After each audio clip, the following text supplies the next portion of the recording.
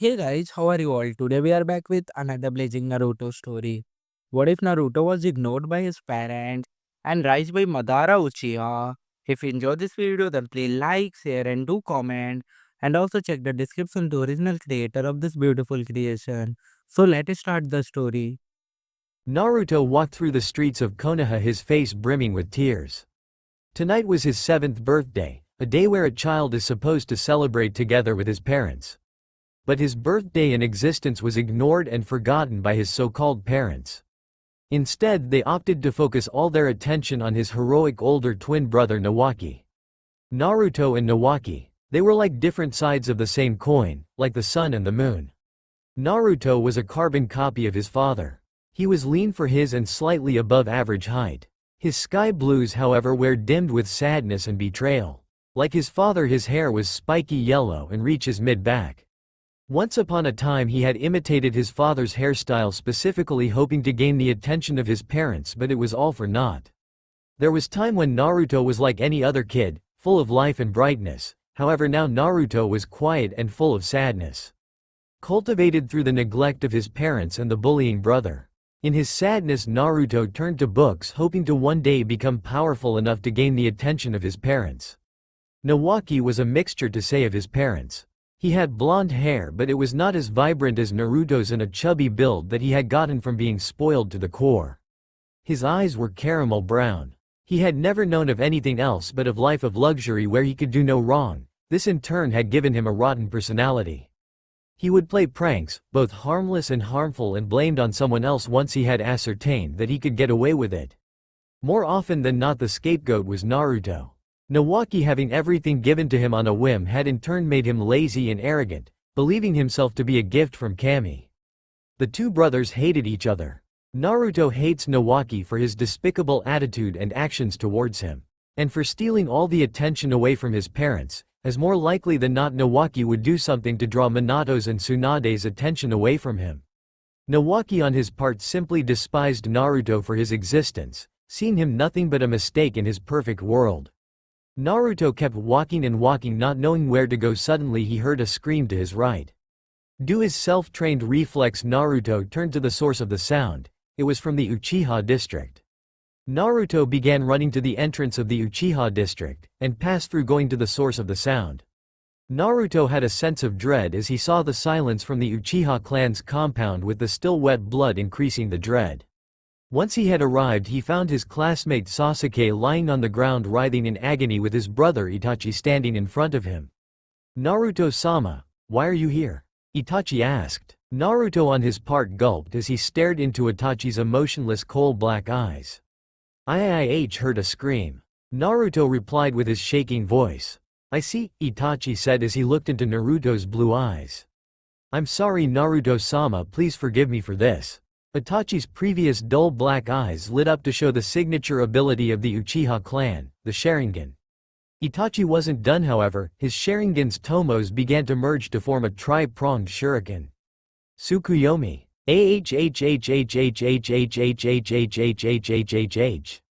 Naruto screamed as he felt thousands and thousands of sharp objects pierce him.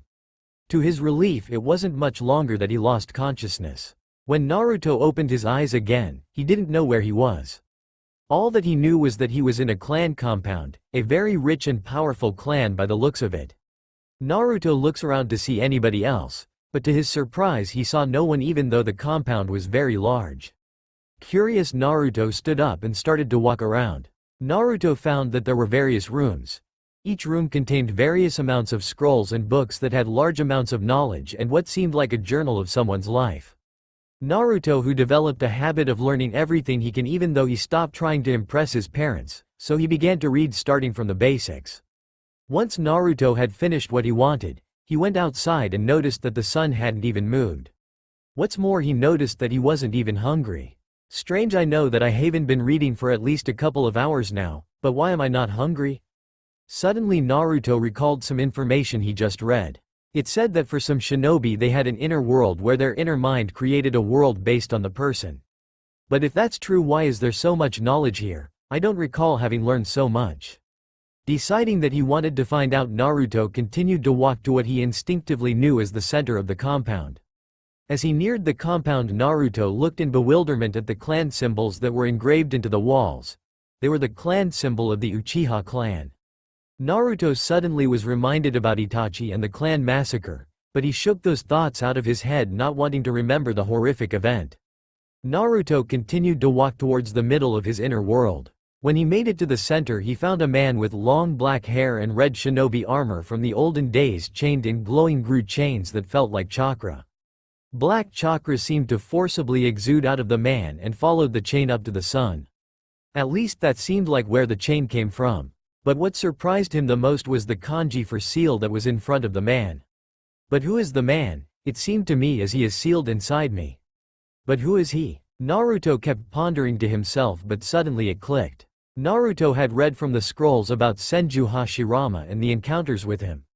There was only one person who could have known that much about the Shoden and survived that many times. The man before him was Uchiha Madara. But why is he sealed inside me?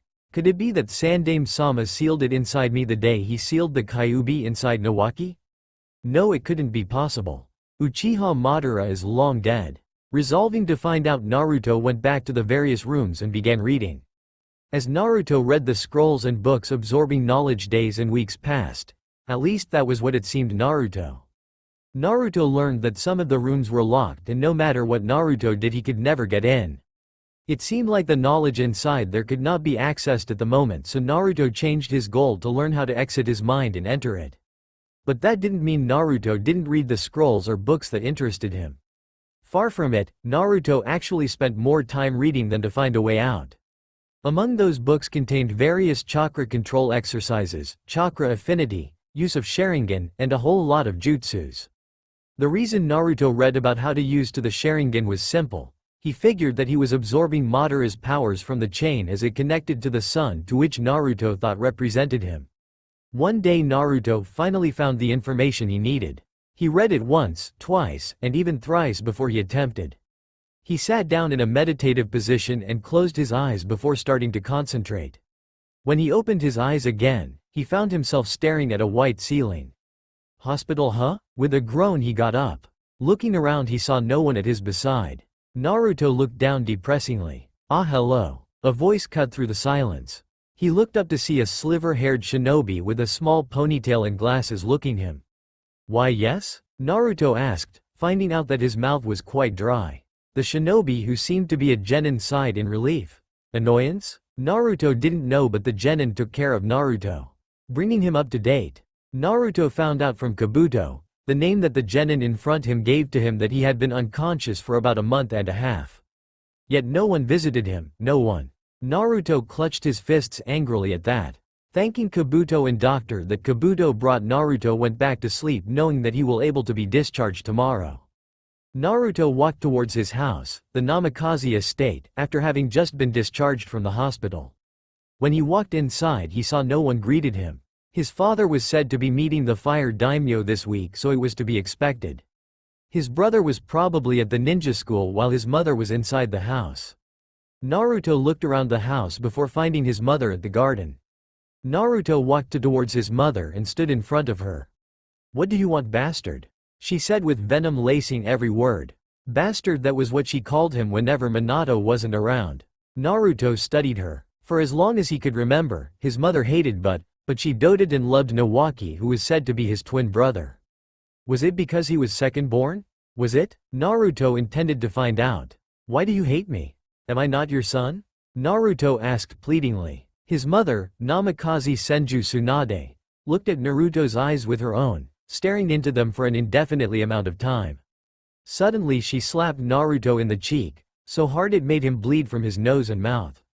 She then started laughing. It wasn't mocking, it was as if she found it truly funny. When she had stopped, she directly looked at Naruto. You finally asked the question, huh? Well, let me tell you, you aren't my son. In fact, we aren't even related. You're a son of the whore, Uzumaki Kushina. Let me tell you the truth, Uzumaki. Naruto, Tsunade said deliberately, using Uzumaki. Your father Minato was in love with me, but suddenly your whore of a mother seduced him. It wasn't that much important after all. I did make every effort to make her life hell. But I found out that she was pregnant just like me. We're both pregnant for about the same number of time. I wanted to kill you right then and there. But your father said no, then something wondrous happens. Your mother, the former Jinchuriki of the Kyuubi, died and unleashed the Kyuubi. Sarutobi sensei died sealing it, but your mother died too. With that said, Tsunade kicked Naruto into the air. Hard enough it would leave bruises, but no permanent damage. Naruto swore that on that day he would grow powerful enough to make them regret ever doing this to him. As he laid on the ground coughing and trying to get up, he was already forming plans. 3.5 years later. Naruto checked his scroll, making sure that everything he prepared for the last 3 years was there and ready to be taken with him. Naruto now had grown taller since that day. He was currently 1/4 of a head taller than Nawaki. His face had become slender and slightly girlish, but it was one that portrayed confidence and intelligence, unlike Nawaki, who was still as troublemaking and brash. Speaking of troublemaking, 6 months ago his father had found out Nawaki was using Naruto as a scapegoat. But all he received was a slap on the wrist, nothing like the confinement Naruto received as punishment. And much to Naruto's horror, he had fangirls. Yes, you heard right, fangirls. Shivering at the thought of those demonic beasts, Naruto put the scroll in his pouch, which was tied to his left side, onto the sash. On the same sash there was a chikudo there on his backside. For clothing, Naruto had a black high-collared Uchiha-style long-sleeve shirt and black shinobi pants with black sandals. He had wristband on both of his arms with the summoning symbol on them. It was much like the clothing Uchiha Madara had during the clan wars when he didn't wear his red shinobi armor. Speaking of the Uchiha clan, there was the clan's symbol of the back of Naruto's shirt that you could see, with Naruto's waist-length vibrant blonde hair that was styled much like Madara's. Silently jumping out of his window, Naruto began to run through the streets of Konohagakure. It was much safer on the road than on the roof, as most of the ninjas stationed there would look at the roof instead of the road. As Naruto ran, he thought about all the preparation he did for this day, the day he would escape Konoha. Years ago, after the shocking revelation, Naruto had confirmed that he had the Sharingan. Although at first it only had about 2 tomos in one eye and 1 in the other, through training Naruto had managed to evolve them to the fully mature version at age 9. Of course he only trained with it when he was sure no one was looking, and he sure as hell didn't tell anyone, especially his mother. After he gained 3 tomos in each, he found out that more rooms in his mindscape had been unlocked. Some of which told Naruto about the M's. It only 6 months ago that Naruto could start using the M's, and even now those jutsus drained Naruto of quite a large amount of chakra, even with the large amount he already had from being a son of a Jinchuriki, Hokage, and siphoning Madara's own power and chakra.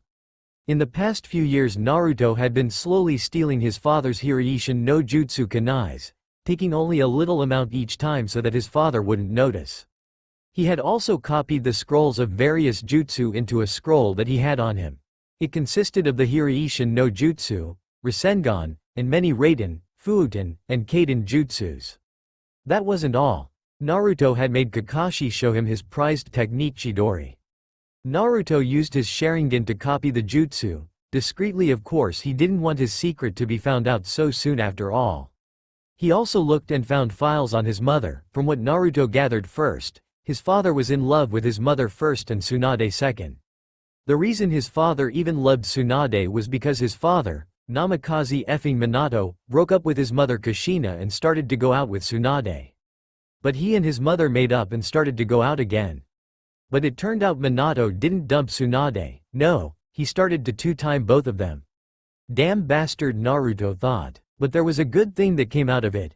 Naruto found out he could use chakra chains much like his mother, but they were thinner and weaker from what he read about it. Maybe strength came with usage, Naruto had thought. Naruto hadn't just trained his mind in the past 3.5 years. No, he also made sure to train his body in taijutsu and kenjutsu. While he trained it, he had met a girl named Tenten who admired Tsunade and wanted to become like her, much to his disgust. The only reason he met Tenten regularly was to buy kunais and shurikens to practice with, and other tools such as chakra weights. But, thinking back, he had formed a small bond of friendship with her, but it wasn't to stop him from leaving. It was enough, however, for him to leave a letter detailed with the truth behind Tsunade and his family. Hopefully it would snap her out of her delusions about the so-called slug Sannin and Kunoichi, that every one of them should strive to be like. Naruto also didn't neglect to train his chakra control either. Otherwise it would hinder him too much as his chakra capacity grows at a fast rate and would be too late to hone it to as near perfection as he could like at this moment. Naruto had also trained with Kaden and Raiden jutsus, and he had found out his main chakra affinity was lightning. He knew that his fire affinity wasn't that far behind as long he kept using Kaden jutsus. He had also practiced some low Fuuten jutsus just to boost his Kaden jutsus. Despite all this, Naruto was only average in the eyes of many. Why? It was because Naruto deliberately held back in the Shinobi Academy. He didn't want people to find out strong he was after all. Much Naruto's amusement, he was somehow always one place in front of Nawaki, much to the latter's hatred. Naruto snapped out of his thoughts when he was nearing the gates. As he neared the gates he saw that the gatekeepers were Izumo and Katetsu, the infamous duo known to sleep on the job. Not that Naruto wasn't thankful, in fact Naruto was very thankful to whatever kami there was that gave such a good opportunity. Today's the day Namikaze Senju Naruto dies, and the birth of the Nidaime Uchiha Madara. Challenge. A lot of people have challenges on their profile, so I thought why not do one too. Naruto. I've read many and a lot of those fanfictions where Naruto travels back in time. And frankly I was getting tired of those, because it was so damn repetitive and cliché except for those that were epic. So for this challenge, what if it was Sasuke that traveled back in time and not Naruto? Kuroshitsuji, Black Butler. At the end of the second season of the anime for Kuroshitsuji, Seal finds himself back in time before the party started. What the hell happened? Was it a dream? No, mustn't have been a dream, because I am still a demon. Must-haves. Instead of Ciel's family being targeted and killed, it was Elizabeth's. Elizabeth summons Sebastian instead of Ciel, although he will still have the contract circle in his eye, but it will not effective. Ciel stays a demon. He will be proclaimed a prodigy and be known as the Black Prodigy or something similar because he wears all black. Oh, and he must be freaking badass in fencing too. So badass he carries a cane that actually hides a rapier that he carries everywhere with him. It must be a Seal from the anime goes into the manga world, so the queen isn't the one who did it. Or maybe she is, just have to wait for the author to explain. No yaoi please no. Oh, this might not be a must-have. But please, you the douche in the latest chapter in the manga that lied to Seal? Make him suffer a lot. Some ideas. You can still add Claude and Alois if you want to. Seal becomes a baron while his father is still the earl because of some heroic feat that he did. Or he somehow manages to please the queen and stuff. Nurarihyun no Mago. What if Yamabuki Otome's influence as Hagoromo Gitsune's current host was much stronger, and as a result Hagoromo Gitsune loved Rikuo like a son? Must-haves. Rikuo can freely switch between his night and day form. Rikuo absorbs some of his new mother's fear because of constantly being near her, and as a result can freely wear her fear whenever he wants. Kinda like a second power form for his fear. Also as a result his body becomes 2/3 Yukai. He has a displacement type fear but a secondary presence type fear due to absorbing his mother's fear. He also gained some of the weapons that his mother store in her tails. His goal is his mother's goal, which is the rebirth of Seimei. But later he rebels and becomes the temporary leader of Kyoto Yukai as a result of Seimei's deception. His mother when revived chooses to love Rikuo more and decides to make him the supreme commander of all Yukai. Namikaze-sama, please come back with us, or we'll be forced to use lethal force to bring you back. One of the Chunins in a squad of 4 cried out to Naruto. No, it should be Madara now. It had about 2 years give or take a few weeks since Madara had ran away from Konoha no Sato. He had changed very little except for a few features. Madara's eyes, which used to be cerulean blue, was now royal navy blue, and of course he had grown taller as he was 12 years old now, but he looked more like he was 13. Madara's physical features weren't the only thing that had changed. His chakra capacity had grown and currently exceeds Jonin levels, and the color, which used to be as blue as his former eye color, was now gray near black. The color change was a result of absorbing the original Madara's chakra, and as a result of how sinister it was, it also tainted his current chakra. The blonde-haired preteen's elemental affinity for lightning had also grown strong due to his near-constant usage and practice using Chidori, to the point that most of his Raiden jutsus had gained a black tint in the. Other than that, he had also gained a fire affinity, although it was not as strong as his lightning affinity. How many times do I have to tell you? My name is Uchiha Madara, and I refused. Madara said with voice full of contempt. Activating his Sharingan, Madara charged at the first Chunin that was nearest to him and coincidentally the one who asked him to come back to the hell hole known as Konoha. The poor unnamed Chunin didn't even have the chance to move before a Chidori pierced his heart. Madara pulled his hand out of the dead Chunin's body and jumped back to avoid the three other Chunins who had begun to move and close in on him, all with a kunai in hand. He formed a series of hand seals and sucked in his breath. Kaden. Great Fireball Jutsu. A large fireball the size of a 10-foot boulder was spewed from Madara's mouth at the closing Chunins. Sweden. Multiple water bullets. A Chunin called out as he too spewed out a jutsu, only this time it was 10 water spheres 1/4 the size of the fireball Madara spewed. The two jutsus clashed and as a result steam was made and covered the battlefield, which was a clearing in a forest. Taking this chance, Madara unsheathed his Chikuto and charged it with lightning chakra, making it vibrate at a high speed and leapt towards the Chunin that used the Sweden jutsu. His opponents couldn't see through the steam, but it could not be said for the same for Madara as his Sharingan easily saw through the not chakra-laced steam. Ag! Screamed the Chunin as he felt the Chikuto pierced through his body and through his heart. Suddenly Madara was kicked from the side and flew towards a tree. When his body hit the trunk of the tree, a white smoke engulfed it and a log replaced his body, signifying that Madara used the substitution technique. Madara himself was up at a tree branch looking at the two remaining Chunins. One of them was Mizuki, a teacher at the Shinobi Academy, and the other he didn't know but was quite tall and had a muscular build, more so than most Chunins, telling Madara that particular Chunin probably focused on taijutsu. The two Chunins and Madara stared at each other as if contemplating what to do. Finally Mizuki moved. He took one of the giant shurikens from his back and launched it at Madara with the intent to kill. Mizuki stopped. Did you forget our orders? Hokage-sama wants his son alive. The nameless Chunin shouted at Mizuki.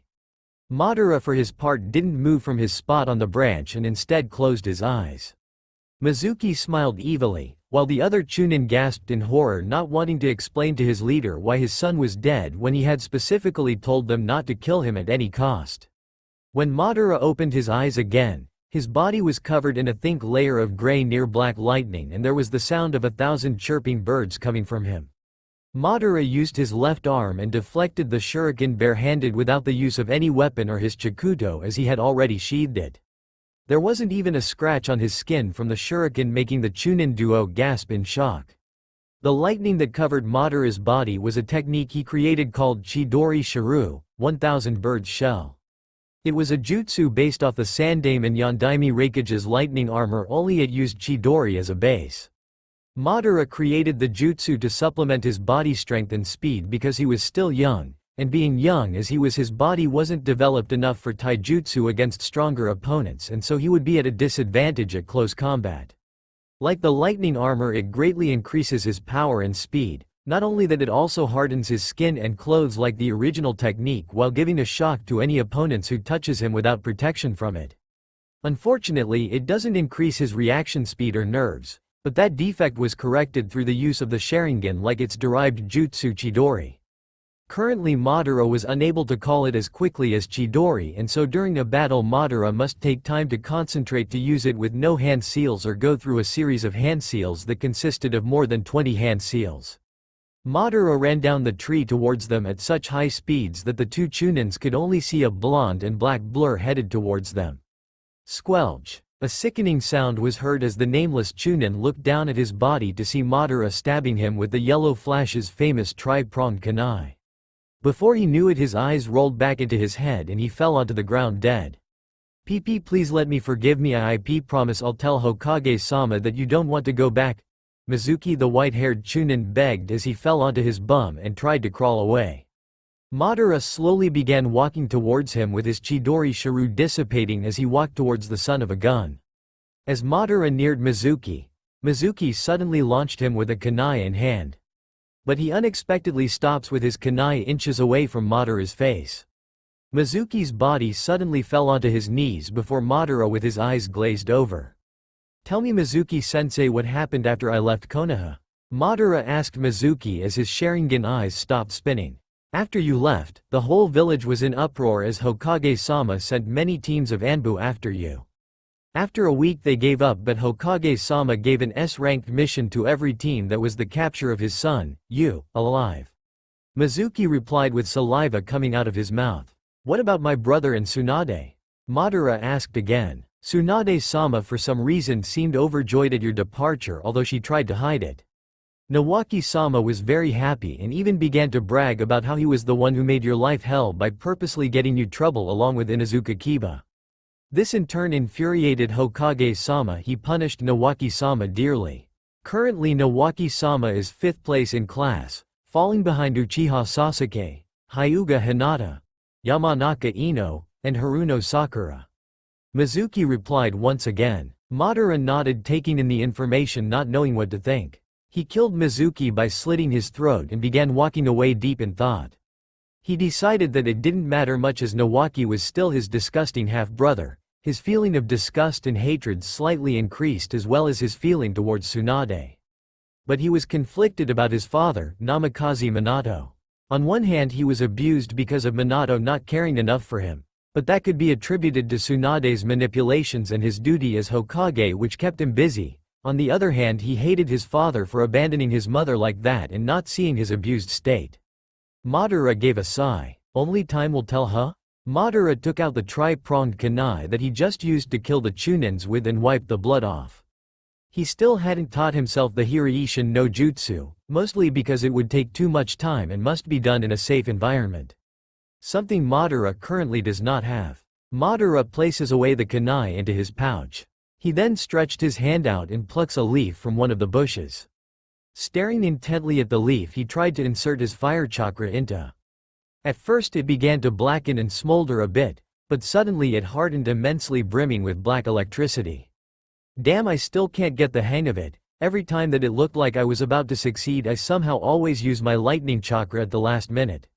Madara thought with frustration. It was justified since he had just begun his elemental chakra training for his fire affinity after he finished his lightning chakra affinity. But it seemed that his lightning affinity was too strong and would interfere with his fire chakra. Either that or he was doing it wrong. Madara groaned out in frustration as he threw away his most recently hard as a kunai metal leaf. He decided he was going to continue training to use Rasengan. Stalking out his left hand with his palm opened, he began to gather chakra. Okay, first gather the chakra and spin it like multiple spirals. In his hand, translucent black chakra began to gather into his hand and spin in multiple spirals. Now add the power to it. The chakra in his hand began to get darker and condense, but suddenly it exploded. Madara was blown back and nearly crashed into a tree, but luckily he flipped in midair and landed onto the tree with his feet before jumping down onto the ground. Okay, maybe this isn't the best time and place to train, Madara said to himself as he thought about how dangerous it currently was to train at the moment while walking and concentrating on something, knowing enemies could jump out at any moment. Plus he should count himself lucky that he hadn't exhausted himself yet after killing those 4 Chunins. With a sigh, Madara continued to his traveling to wherever it takes him. Slurp. Madara sighed in bliss as he ate the foods of the gods. You guessed, he was eating ramen.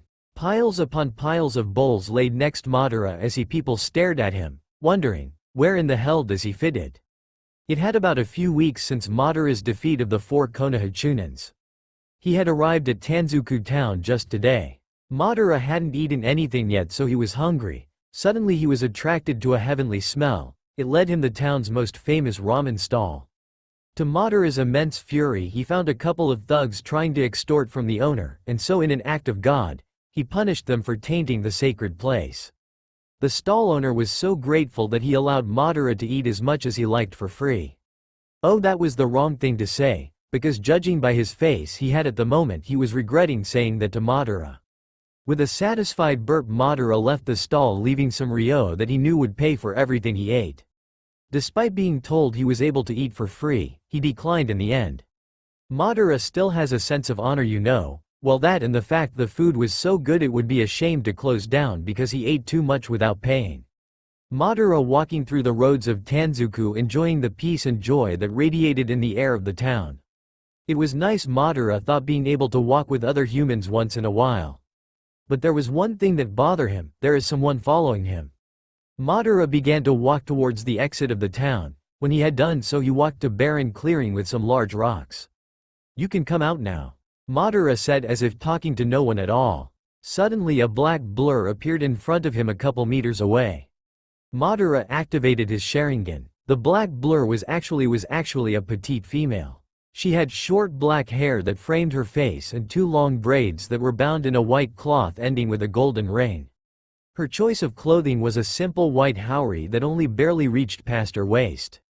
Her arms were covered long black armbands and she had black kung fu-like baggy pants with tabi for shoes. "What do you want?" Madara asked, looking at his stalker. He noticed that he could see a katana handle parallel to the ground on her waist, but the sheath was quite short. "Must be a wakizashi," Madara observed. Suddenly the girl before him kneeled and bowed before him. "My name is Soifin, a kunoichi from the village of Nadeshiko. I request your help." Madara was surprised, but he kept his face stoic. "And why would I help you, Soifin-san?" Madara asked, intrigued as to why a kunoichi from the Nadeshiko village would request his help. He had heard that the village was one based on a matriarchal system, where men had little to no standing. "Because Madara-san," Madara raised an eyebrow slightly at this, wondering why she knew his name. "If you do, we of the Nadeshiko village will indebted to you and will answer to your call whenever you are in need of help." "Oh, that's quite the offer, but I have to wonder, what is it I must help you in order to gain that much sway with your people?" Madara asked, while now considering the idea. "Madara-san, our heir and princess, Shizuka-sama, has been kidnapped by Gato of Gato Enterprises and he wants us to submit to him. Naturally we cannot do this, but we cannot allow him to harm Shizuka-sama either. Reinforcements arriving from the village will be too late. Please Madara-san, help us," Soifin said as she bowed her head further down, almost touching the ground by now. "And why me?" Soifin didn't look up as she answered. "You may not know of it, but your fame precedes you. Your name is Uchiha Madara, or so you call yourself. Your mastery over the Sharingan at such a young age has people calling you the Crimson-Eyed God. A prodigal genius that has mastered several high-ranking jutsus, including most of which are Raiden jutsus. Rumored to be included in your jutsu arsenal is Chidori, the famed assassination technique created by Sharingan no Kakashi and having a jutsu much like the Yondaime Raikage's lightning armor. And you are labeled as an A-ranked missing nin with a bounty of 50 million ryo to be preferably captured alive by the request of many nations." Madara took in the information, not knowing that he was that famous or infamous depending on the point of view. He scoffed when Soifin said missing nin. He clearly wasn't a shinobi of any hidden village, yet they labeled him a missing nin? The idea was simply amusing to him. If I help her, I would have the support of a whole village, but on the other hand I might not succeed in rescuing the princess, which might result in the village hunting me down. Plus this Gato of Gato Enterprise, one of the richest men in the world, if I aggravate him too much he might want my head. Madara thought in his mind. But, attacking one of the most richest men in the world, that would be an adequate challenge. "Very well," Madara said to Soifin as she raised her.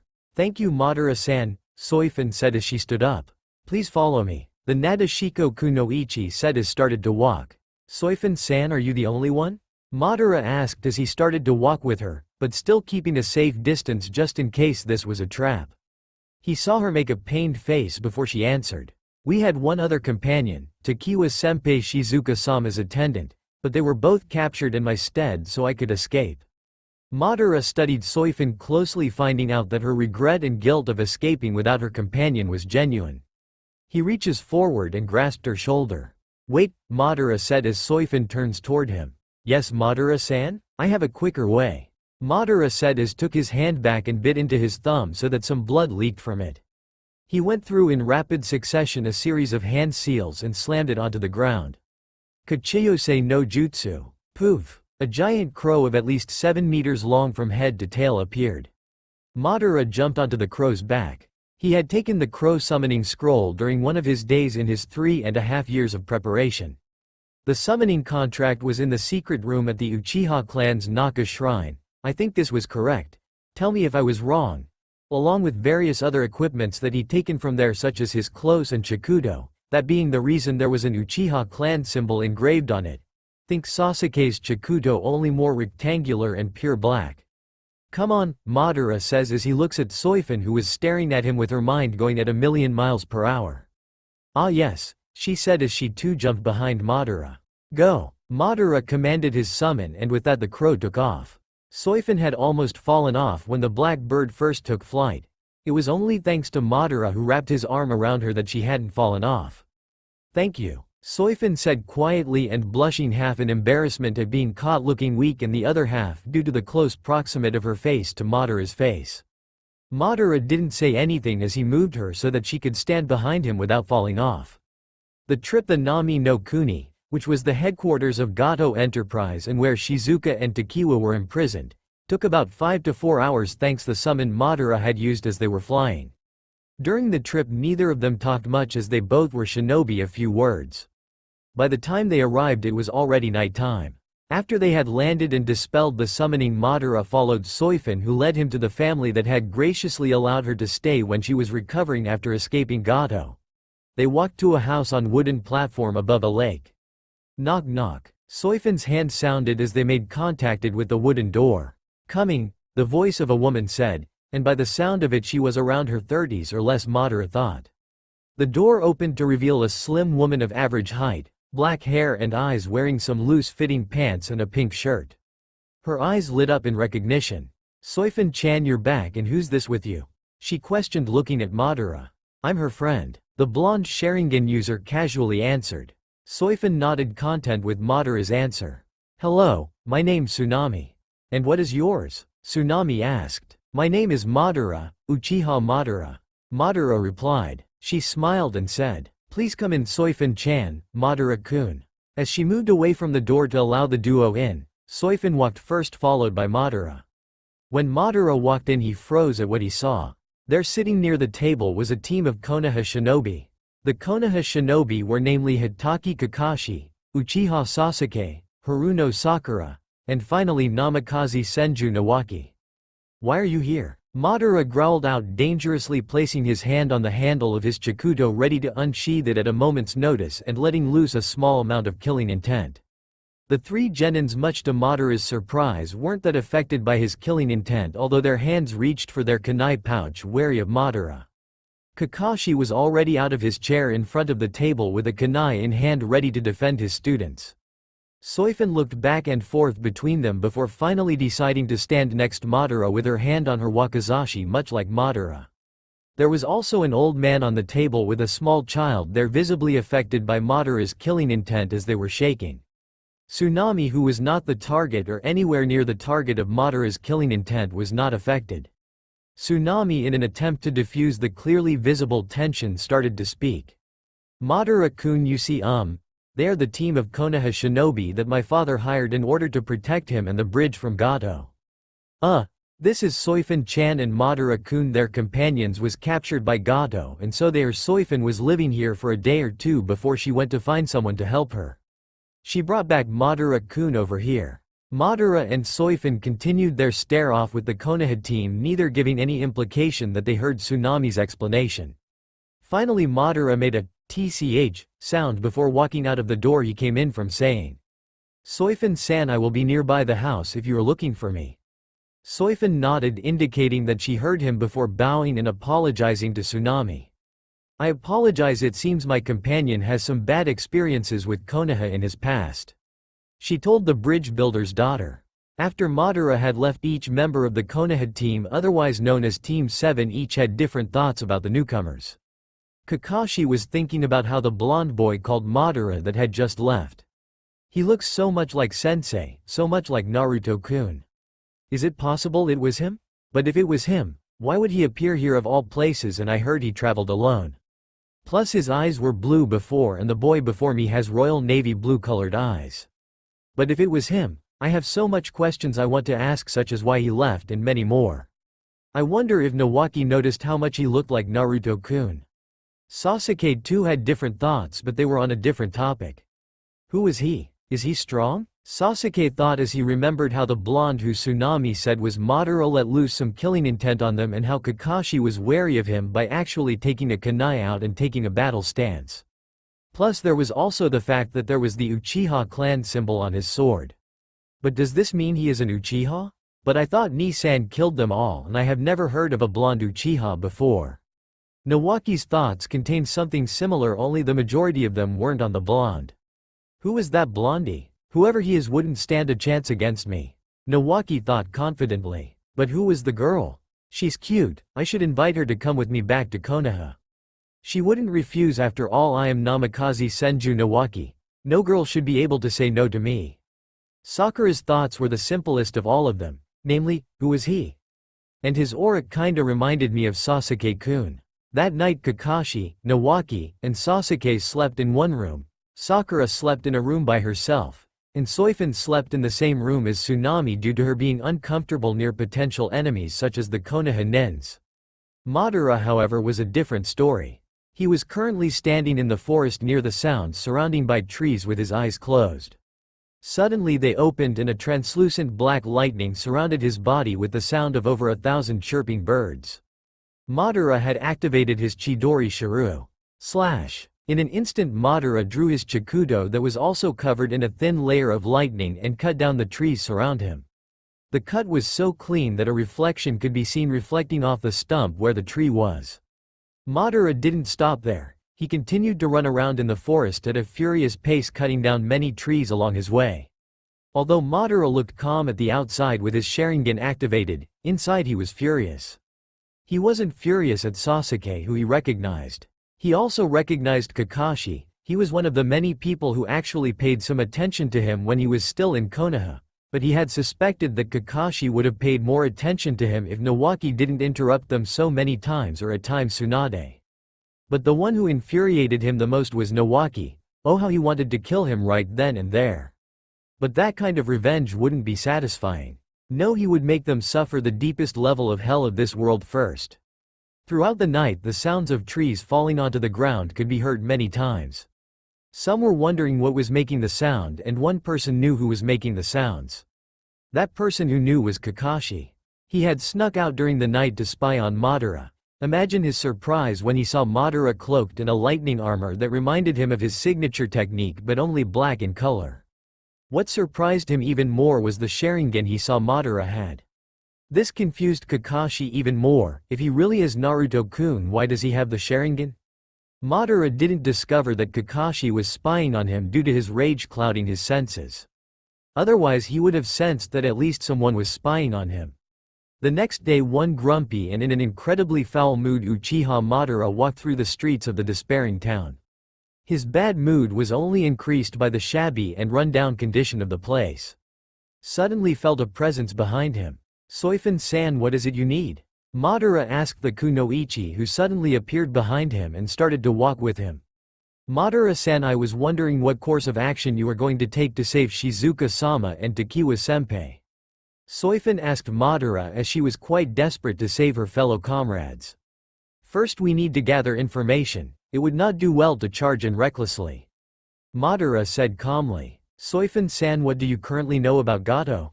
Not much. From what I gathered, he wants to control Nami no Kuni and make it his base of operation. So far, with the will of the citizen broken, it has been going smoothly, but when Tazuna-san started build the bridge, it became a symbol of hope.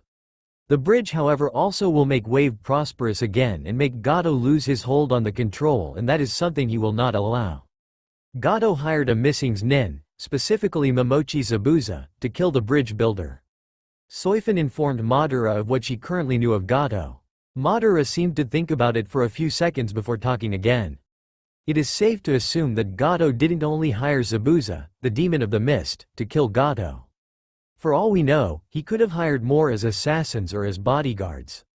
Zabuza is known as an A- rank missing, one of the 7 swordsmen of the hidden mist, and a master of the silent killing technique. So the best course of action would be to wait for Zabuza and whatever missing nin Gato hired to attack the bridge first before we attack Gato's base. Speaking of which, we have to find where his base is first. Madara said, explaining his thought on the best course of action. Soifun nodded her head in agreement. But why not attack the base while Zabuza is still there? Madara said before Soifun could say anything. And in response Soifun sputtered. But why? You just said how dangerous Zabuza is as an opponent, why attack? Why he was still there? Soifun questioned loudly. Simple, I want to fight Zabuza. Soifin could only stare at Madara due to the illogical and absurdity of his statement. Are you crazy? Soifin shouted at Madara in anger. What about Shizuka-sama and Takiwa-samapi? Madara just sighed. It's fine as long as they don't get hurt, right? Besides, with the element of surprise we would have the upper hand. The blonde Sharingan user said simply. Soifin just stared at him, unable to refute his statement. Fine, Madara-san, but if Shizuka-sama or Takiwa-senpai gets hurt, I will kill you. She spat dangerously at Madara before disappearing in a puff of smoke. Madara didn't even stop to acknowledge she was gone, even though some people were staring at him due to Soifin's earlier outburst. In truth, Madara really wanted to fight Zabuza to test his skills, as most of his opponents were nameless Jonins or a group of Chunins. In a sense, Zabuza was someone he was going to use to measure his strength against. Madara wasn't arrogant enough to believe that just because he had Madara's power he would be invincible. He needed to test his skills, as normal Chunins and Jonins weren't enough. He needed to test himself against some of the best. Zabuza so happened to one of the best. While thinking about locating Gato's hidden headquarters, Madara continues to walk through town looking for clues. He had another reason why he wanted to attack Zabuza before he strikes. It was quickly finished objective so he could leave Nami no Kuni and not see his brother again for a long time, until he was ready at least.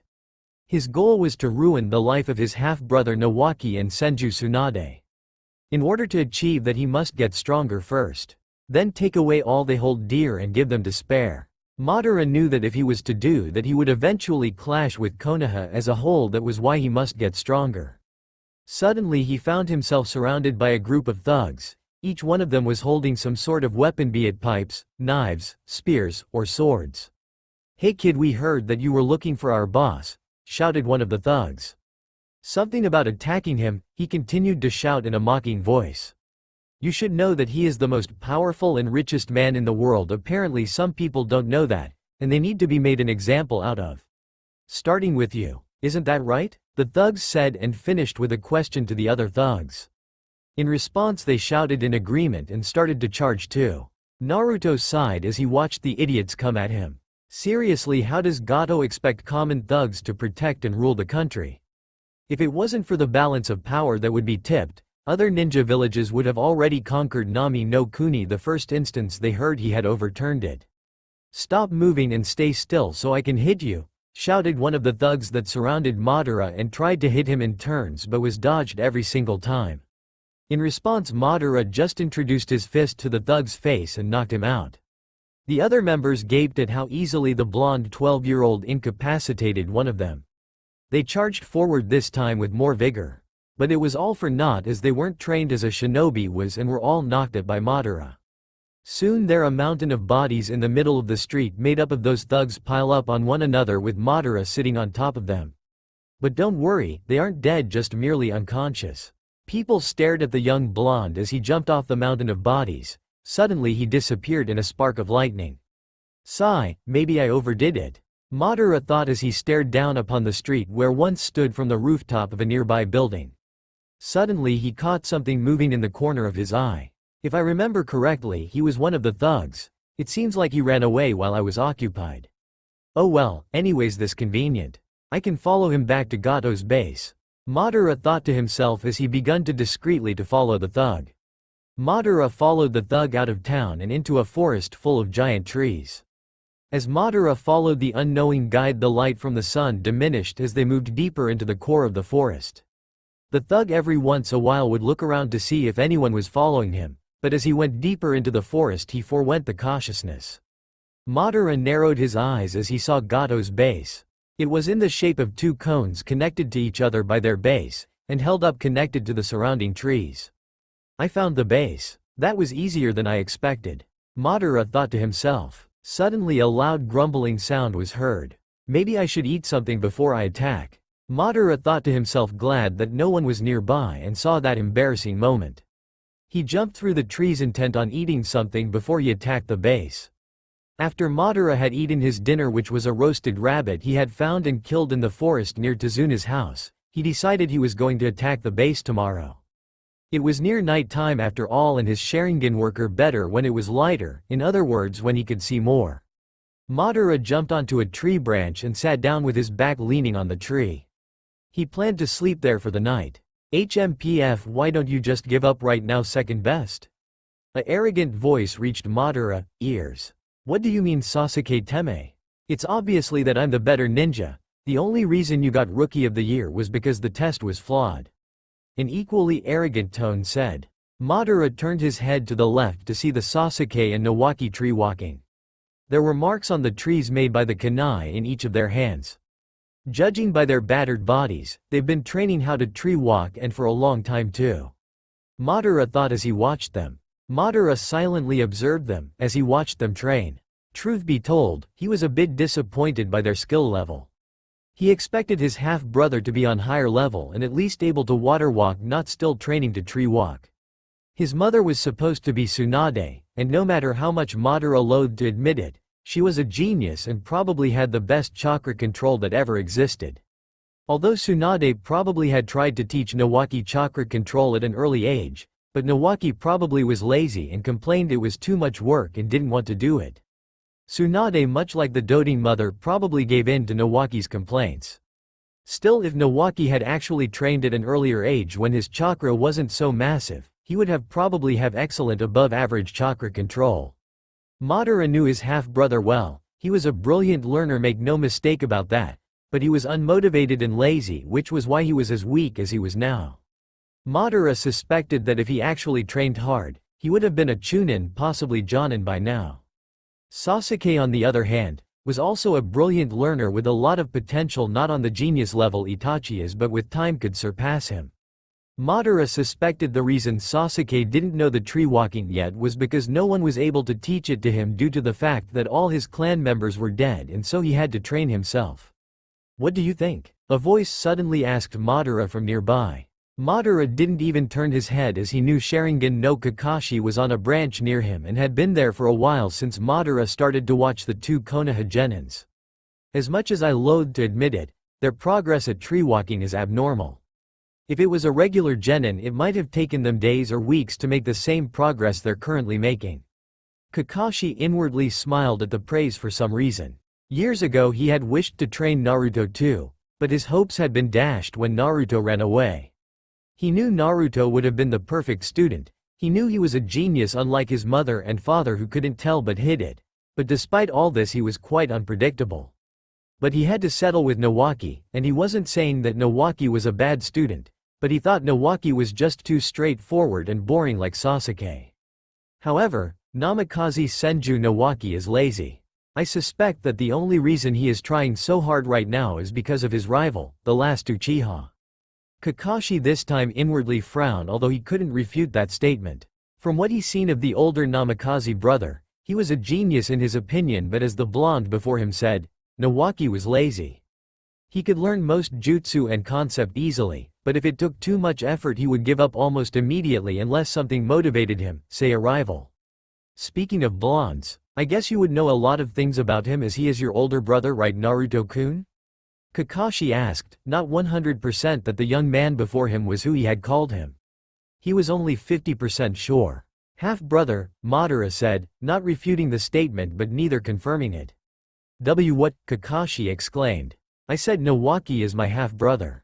Madara said calmly, but it was not the same for Kakashi. His mind was in overdrive with thoughts. What does he mean? Is he saying that he isn't Naruto? And what does it mean by half-brother? I know Naruto's mother was Tsunade-sama, but this person before me claims that he isn't the full brother of Nawaki. Does this mean Sensei cheated on Tsunade-sama? Maybe Tsunade-sama cheated? No, it's not possible. The person before me looks too much like Sensei and Naruto. But Naruto is Nawaki's full-blooded brother, right? I had to know. Madara suddenly stood up and disappeared in a raiden. Shushin successfully dodging Kakashi's unasked question before he could ask it. Madara, on the other hand, was frantically trying to calm himself down.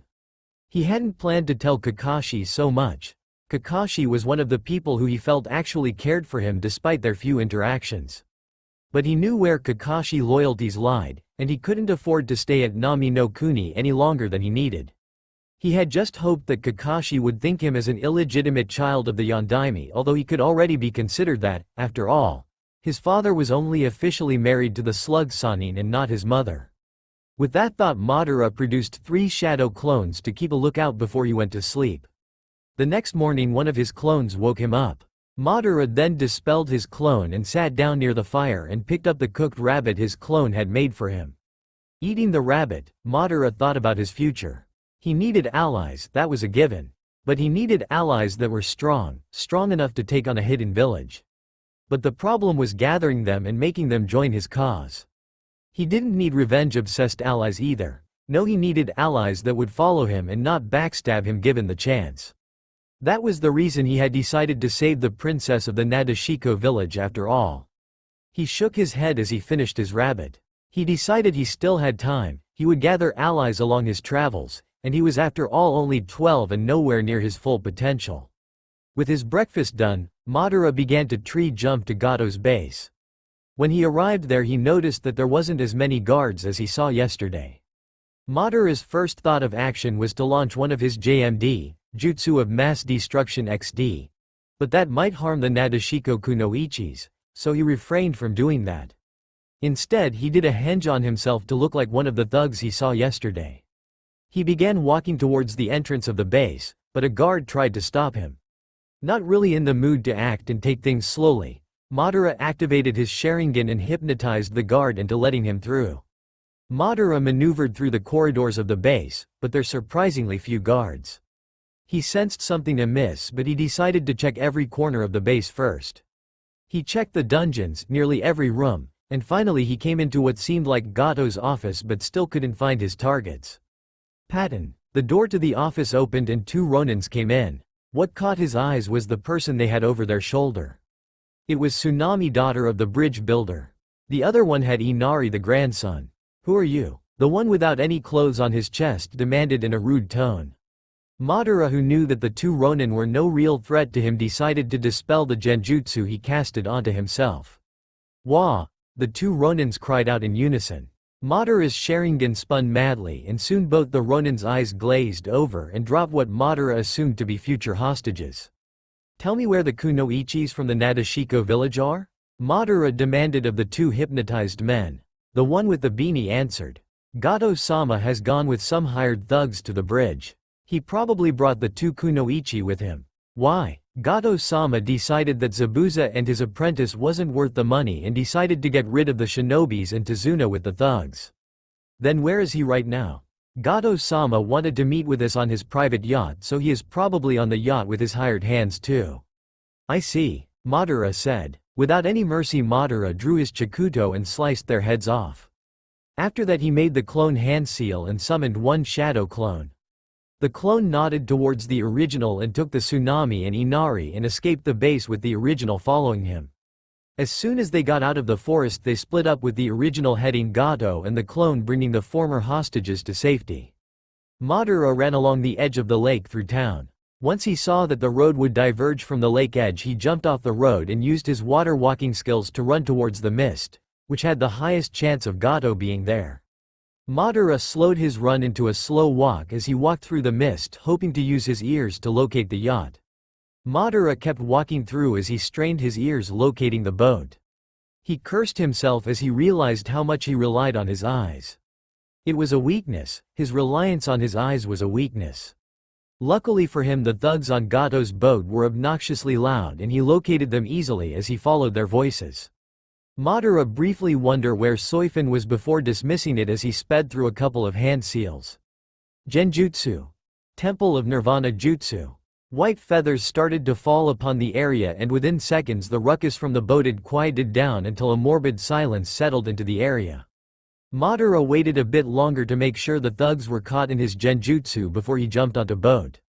As he had expected, the thugs were all on the unconsciousness and asleep. He maneuvered his way through the thug carefully as he didn't want to wake them up. He found Shizuka and Takiwa tied up in one of the bottom storage rooms of Gato's yacht. They were unconscious either from his genjutsu or from being knocked by Gato's thug through physical means.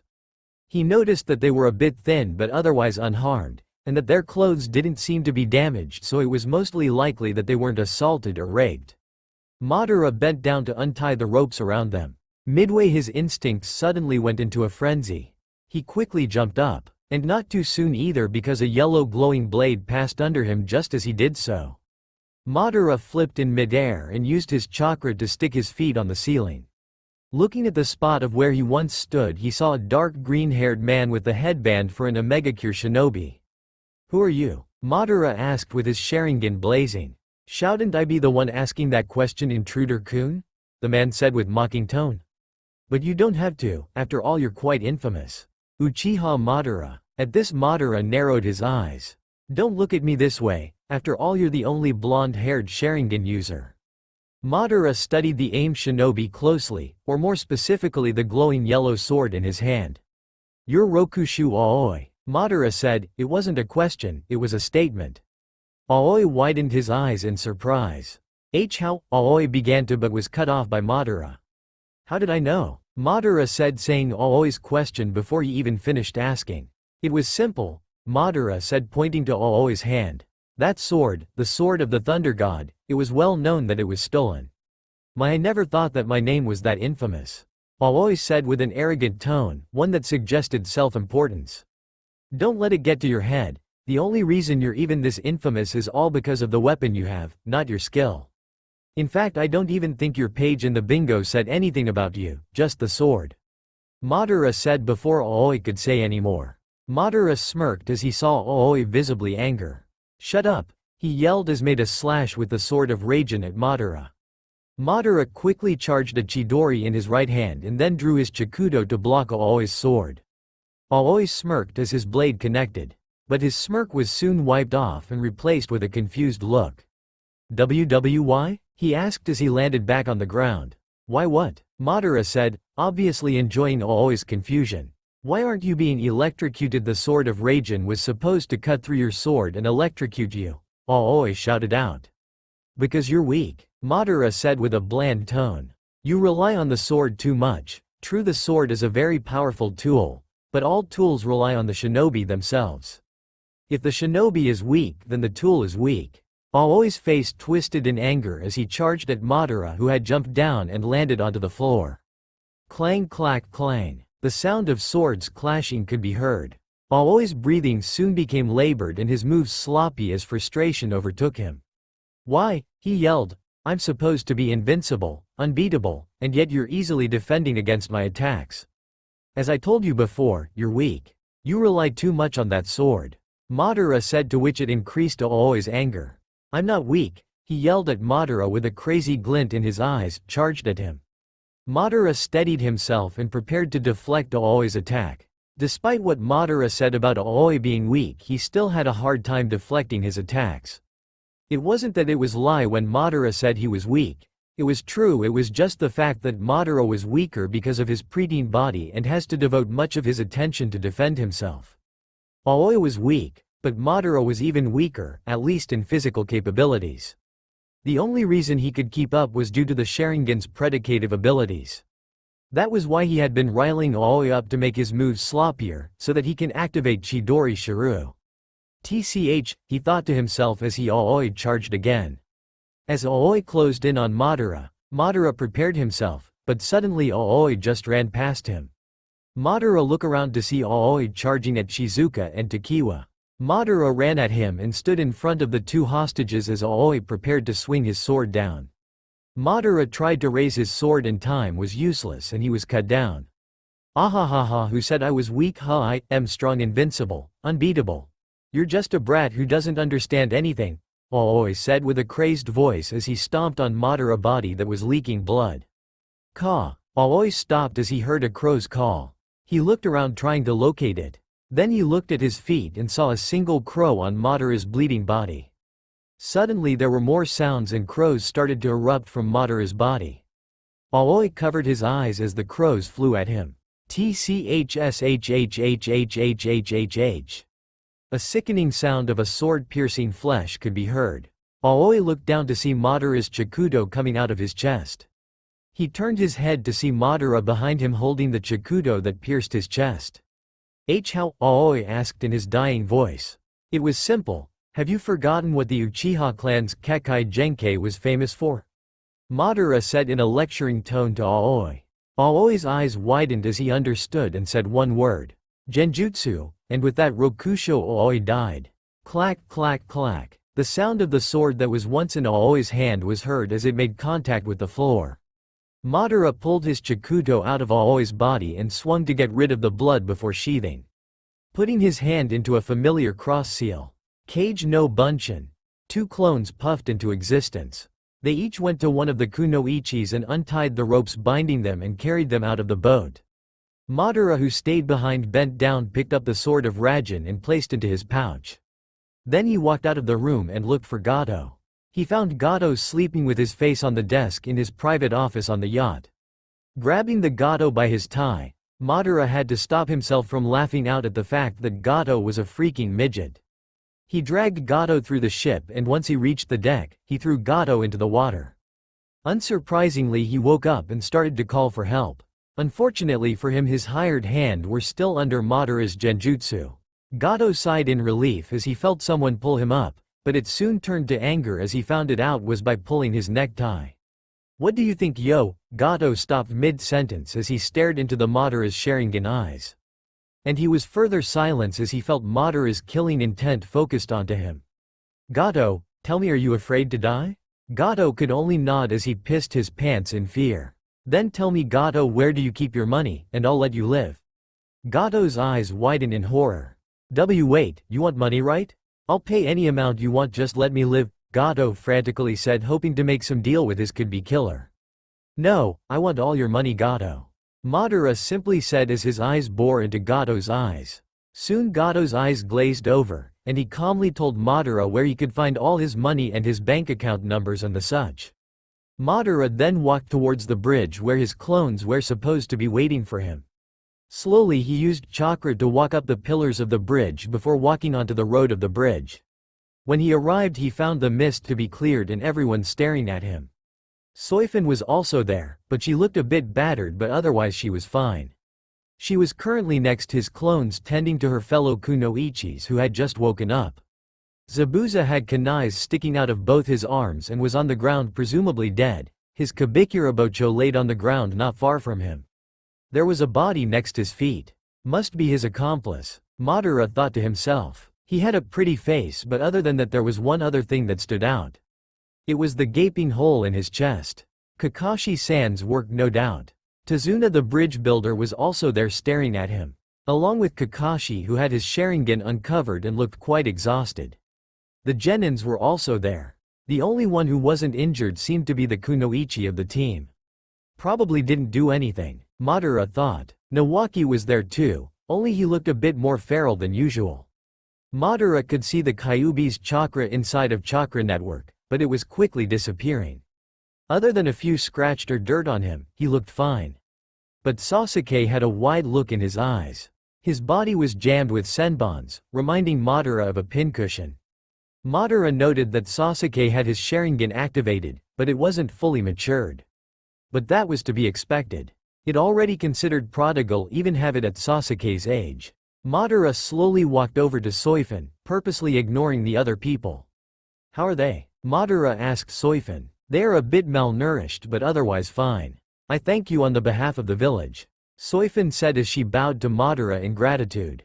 The 2 other kunoichi tried to move, or was it talk? But they seemed to be unable to as they could only barely move themselves. "Shizuka-sama, Takiwa-senpai, you shouldn't move too much, the drug may be taken out of your body, but it is still too weak to do anything," Soifin cried out in concern.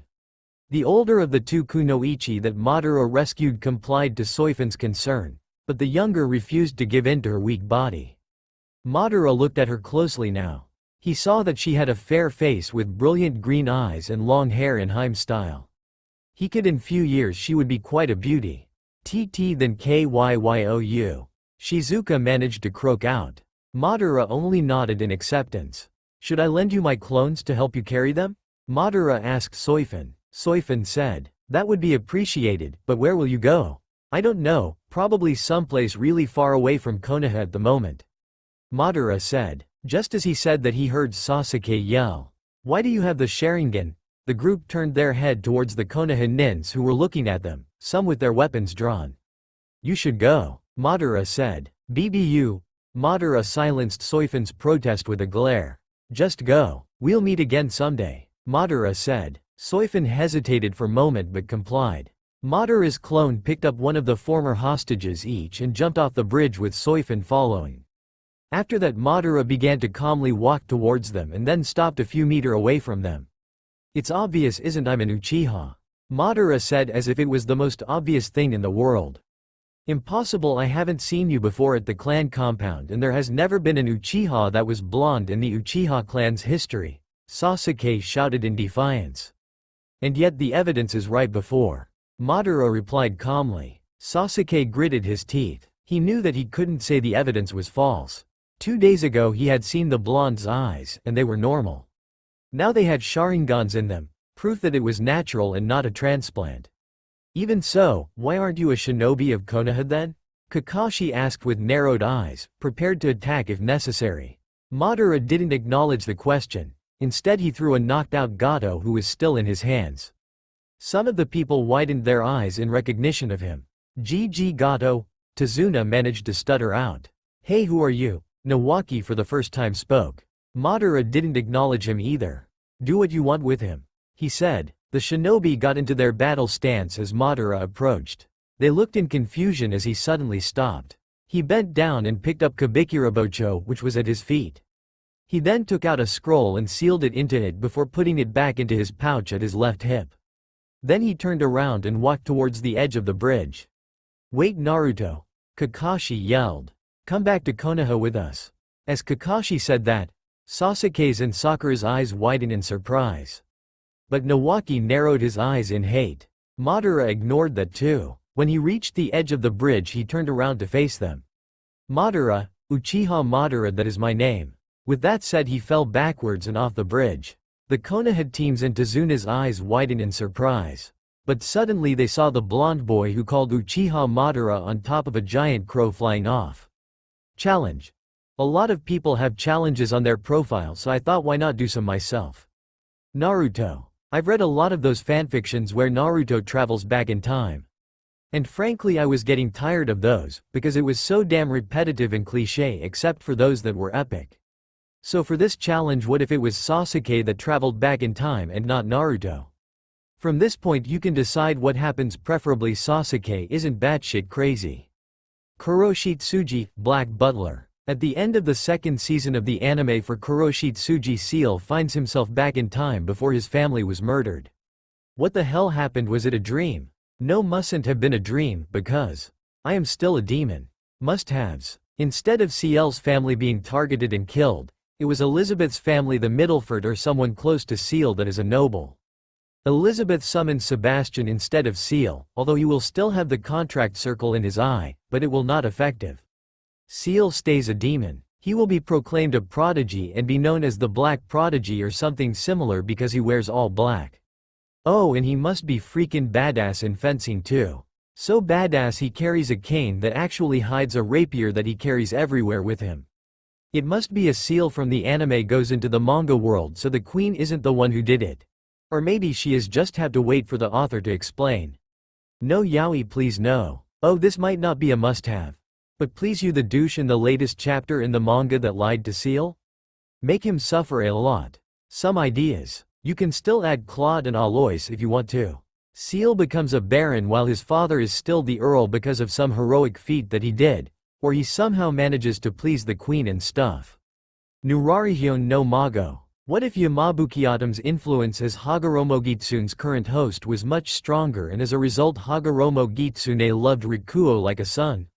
Must-haves. Rikuo can freely switch between his night and day form. Rikuo absorbs some of his new mother's fear because of constantly being near her and as a result can freely wear her fear whenever he wants. Kinda like a second power form for his fear. Also as a result his body becomes 2/3 Yukai. He has a displacement type fear but a secondary presence type fear due to absorbing his mother's fear. He also gained some of the weapons that his mother store in her tails. His goal is his mother's goal, which is the rebirth of Seimei. But later he rebels and becomes the temporary leader of Kyoto Yukai as a result of Osame's deception. His mother when revived chooses to love Rikuo more and decides to make him the supreme commander of all Yukai. Namikaze Minato used to pride himself in the fact that he had a perfect family. Emphasis on had. Because of his duties as the Hokage of Konoha, he was rarely home. At first he thought it didn't affect anything much at all. Then his son Naruto ran away from home, from Konoha, from him. That action caused him to reflect on himself about what he knew about his family. He realized that he didn't know about his family as much as he should. For one, he hardly knew Naruto at all. He knew Naruto used to be boisterous, hot-headed, and mischievous, much like Kushina. Thinking about Kushina, it made his heart hurt even after all these years with Tsunade. It was one of the reasons he tried to drown himself in paperwork, to help him take his mind off of her. Naruto had reminded him so much of her, that he tried to avoid as much as possible. Perhaps he thought to himself that was why Naruto ran away, because he didn't show his love to him at all. He had accidentally gotten Tsunade pregnant during one of his drunken nights moping about breaking up with Kushina. Minato thought that little mistake he made will forever bury itself in his past, remaining hidden till the end of time. Oh, how wrong he was. Tsunade had become the incarnation of a tornado as she practically torn through everything on her way towards Konoha. She had practically screamed to the world that he had gotten her pregnant. There was no way he could get out of this. He had at first thought to come clean and tell the truth to everyone, but Kushina stopped him, telling him how it would ruin his reputation. When he had asked her what he was supposed to do, she suggested that he make his relationship with Tsunade official, while taking her as his mistress to help repopulate the Uzumaki and Senju clans as they were once one great clan. It was a large sacrifice on her part, to which he agreed. When he had announced it to Konoha, they were ecstatic and for a time everything went well. Only the part about his relationship with Tsunade though. Although it seemed Kushina and Tsunade were at odds for a while, but everything resolved itself soon enough, or at least he thought he did. Then Uchiha Madara attacked Konoha. That damn bastard, as Minato called him, had unsealed the Kyuubi from Kushina and unleashed it on Konoha. Having no other choice, Minato had planned to sacrifice himself to seal the Kyuubi into Naruto, who was born on that night. But it seemed that the Sandaime Hokage, Sarutobi Hiruzen-sama, had knocked him out when he heard about his plan. It seemed that the Sandaime had sealed the Kyuubi into Nawaki, due to Tsunade reasoning that since Nawaki was a Senju he should be able to handle the Kyuubi better. They were lucky, he thought, since Nawaki was also born that day. Years passed, and Naruto and Nawaki were proclaimed twins, with Nawaki being the older one and the hero for containing the Kyuubi. It wasn't that hard to pull either due to their likeliness. He decided for Naruto to be announced as a twin instead as another son only from Kushina, as it would destroy his reputation, as Kushina warned him. He continued to immerse himself in paperwork, not noticing the inner turmoil of his family. Then Naruto ran away. When he asked his wife and son why Naruto had ran away, they just looked seemingly in guilt. He blamed himself. He should have realized that Tsunade would have loved her son more. Not that he doubted that Tsunade didn't love Naruto too. It was just that she loved Nawaki more, as he was her own flesh and blood. Thinking back, it was probably his own damn fault that Naruto ran away, as he was the only who didn't show love Naruto. And from what did he about Naruto from this? Nothing. Hell, Kakashi knew more about Naruto than him, and he only visited about once a month. He resolved to bring Naruto back in any way possible and make it up to him. That was his vow. He had started to spend more time at home after that, trying to actually know his family. It made Tsunade and Nawaki very happy, it seemed.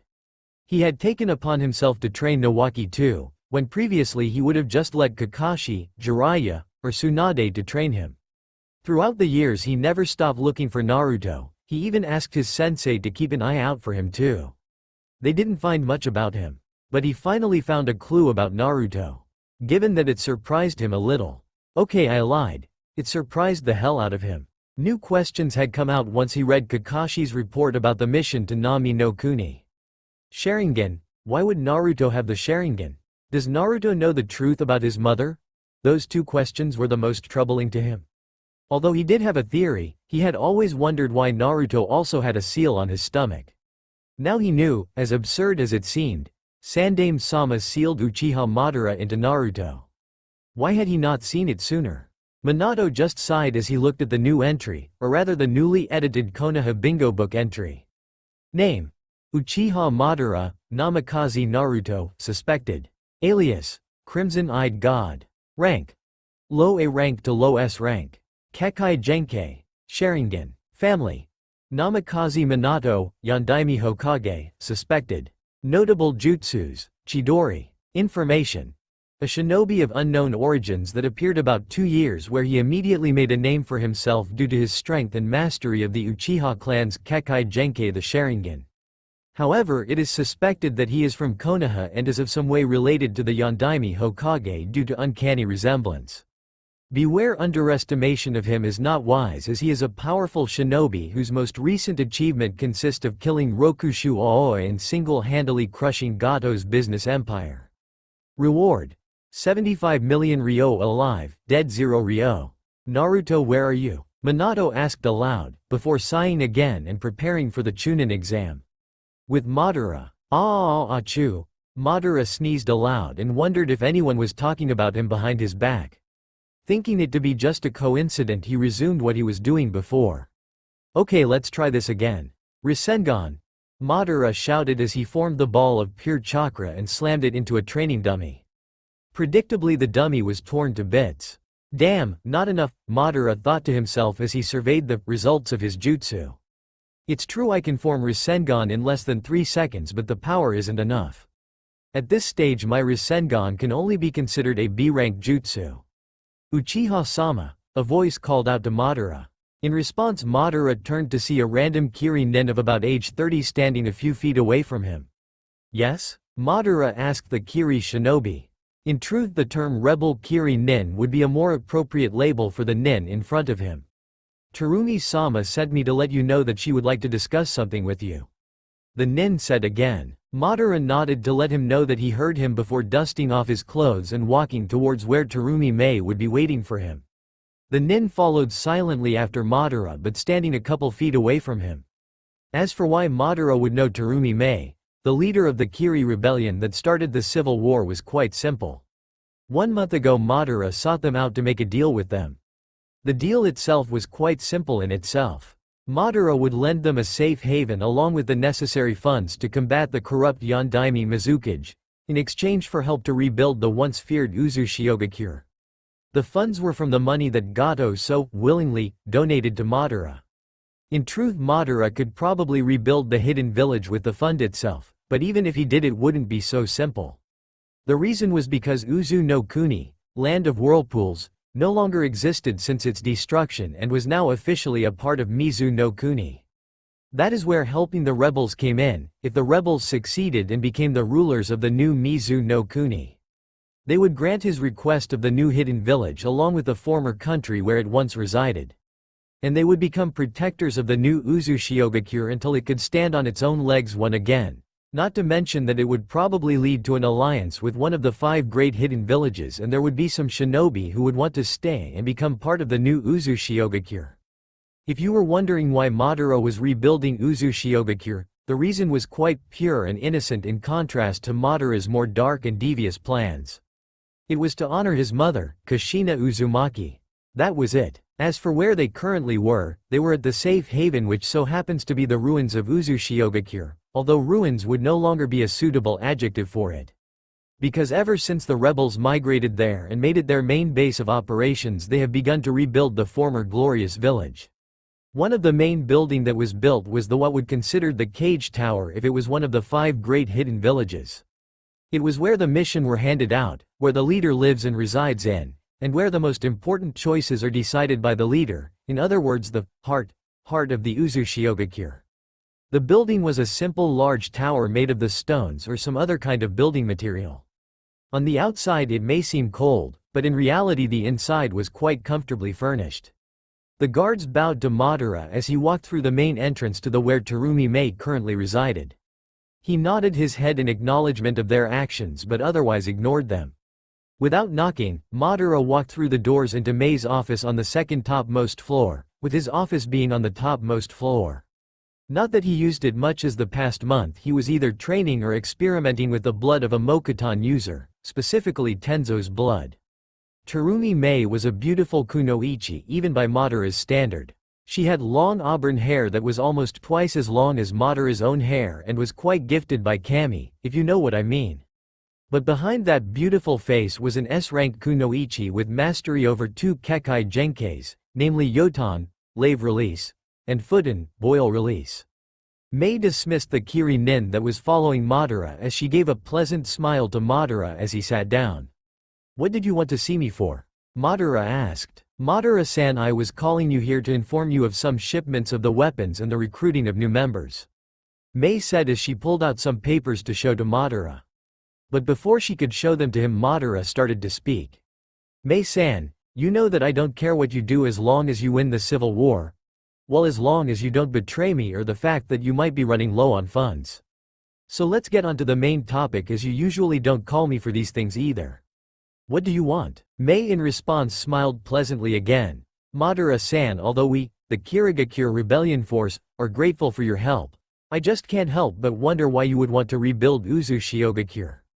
I'm not wondering why you want to have your own village, but why must it be Uchiha or be even named that?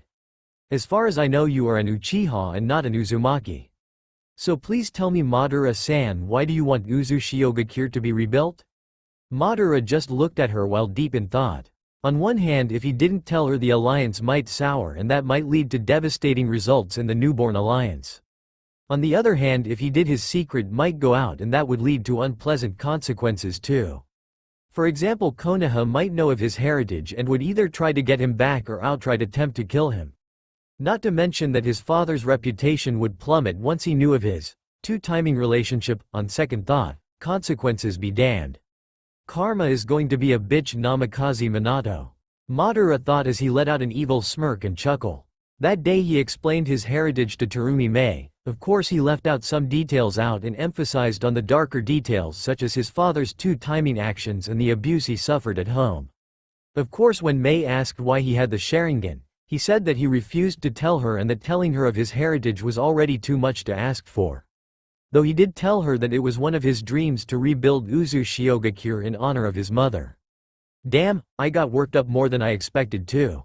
Madara thought to himself as he recalled his occasional outburst during his explanation to Mei earlier. Indeed, compared to his usual calm and aloof attitude, it was unbecoming of him. With a sigh, Madara resumed him training, only to find out he could properly concentrate on his Rasengan with it reminding too much of his family. With a sigh, Madara decided to forego today's training and go to sleep early. 1.5 months later. "When I come back, I hope to hear good news, Mei-san," Madara said as jumped onto his giant crow, summoning. "Of course, Madara-san, with your support, we should be able to win within 1 year now," Mei said as she waved goodbye to Madara. "Terumi-sama, are you sure it's okay to trust him?" "Ow," a former hunter nin of the corrupted Kirigakure whispered to Mei as he watched Madara's crow fly off into the distance. "It's fine, ow, as long as we honor our end of the deal we have nothing to fear," Mei said in response as she walked back towards her office with Ao following. Madara was currently on his crow in order to take him across the water between Hai no Kuni and his promised Uzu no Kuni. Since there were many whirlpools surrounding the island country, most conventional means of transportation were useless, hence the use of crow summoning to fly over it. As to why Madara was going to Hai no Kuni, or more specifically Konohagakure, it was quite simple. He was going there to watch the Chunin exams. Madara had heard that the Hokage's prodigious son was able to make it to the 3rd stage of the exam along with other genins his age, most of which were clan heirs. Needless to say, Madara was going to watch the Chunin selection exam to see if his prodigious brother had improved or not. Over the past month and a half, Madara dedicated most of his time to training his newly gained Mokuton abilities. Due to the fact that the blood he had injected himself was of weaker user of the Mokuton Kekai Genkei, it was much weaker than it could. To compensate this, Madara had to find more creative ways to make it more efficient. Other than that, he had trained his body to help compensate for the low muscle mass he had due to his young age, along with taijutsu with help from the rebel nins. He made progress shortening the time of Chidori Shiru and created more variations of it. His fire chakra training was still going badly, both due to the fact that he doesn't really know how to train it efficiently and that none of the rebel could train him in it. The only one qualified was Mei, but she was far too busy to train him. A Megacure. A Megacure was a shinobi village that closed its borders to everyone since the reign of Hanzo the Salamander, But now there was a new ruler that continued that policy even after the Salamander's reign. His name was Pain, a shinobi blessed with the power of the Rinnegan. Along with Conan, the Angel of Aim, they ruled the hidden village of Rain. Pain in his diva path was currently sitting on the tongue of one of the faces that adorned the central tower of Omegacure. Suddenly a whooshing sound could be heard behind him. Without looking back, Pain already knew who it was. Pain, I found a potential new member for Akatsuki. The man wearing an orange swirl mask with one hole showing his right eye known as Toby said. Who? Uchiha Madara? Are you F-King with me? Weren't you the one who said not attract too much attention? Pain exclaimed in a clearly irritated voice. Toby held out his hand waving it as if surrendering. No, I'm talking about the Uchiha Madara that recently showed up a year ago. Isn't he only 13 at most? Do you really think he has what it takes to join us? Pain asked while he stood back up and walked inwards to who know which room in the tower with Toby following him. Itachi joined only at age 13 too, didn't he? Besides, from what I know, he is the son of Namikaze Minato and Uzumaki Kushina, the former Jinchuriki of the Kyuubi. Toby informed his leader. Wait, isn't he the son of Senju Tsunade? Pain questioned as he could have sworn he just said that Madara. To make things simpler, I will call Naruto Madara, Toby, and the first Madara won't even be brought up till later, had Uzumaki blood just like him. Toby chuckled in amusement. No, he's the son of Kushina. I don't know how, but somehow the Hokage managed to impregnate both the Senju and the Uzumaki. Then how does he have the Sharingan? Pain asked in a monotone voice, but if you knew him well enough you could tell there was a bit of a curiosity in his voice. He of course had heard of this Uchiha Madara that appeared a year ago and had confronted Toby about, with Toby convincing him that the new Madara was only borrowing the name. I don't know, but there is one thing about him that makes him a prime candidate to become an Akatsuki member. Toby said to pique Pain's curiosity. And indeed it did. Toby, seeing that he had Pain's attention, continued to speak. He hates the Hokage and the Senju, believing them to be the cause of his mother's death. Pain seemed to think about before saying. Test him first, if he meets the standards, I'll allow him in. I plan to, Toby said. Not that you had a choice regarding whether he joined or not, Toby thought to himself secretly before using his space-time migration jutsu to disappear.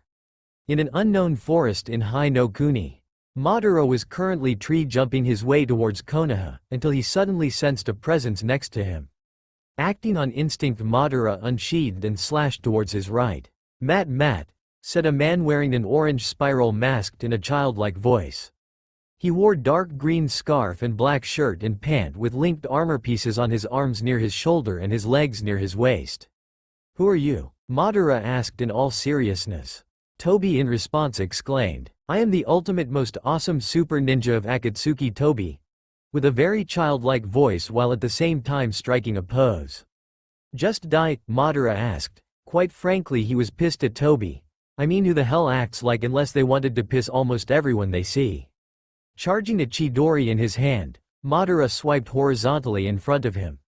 About 15 shuriken-shaped lightning chakra was launched as Madara swiped his hand, all of them chirping like hundreds of birds and the size of Fuma shurikens. Chidori shuriken! Wah! Toby shouted in mock terror and he frantically dodged them.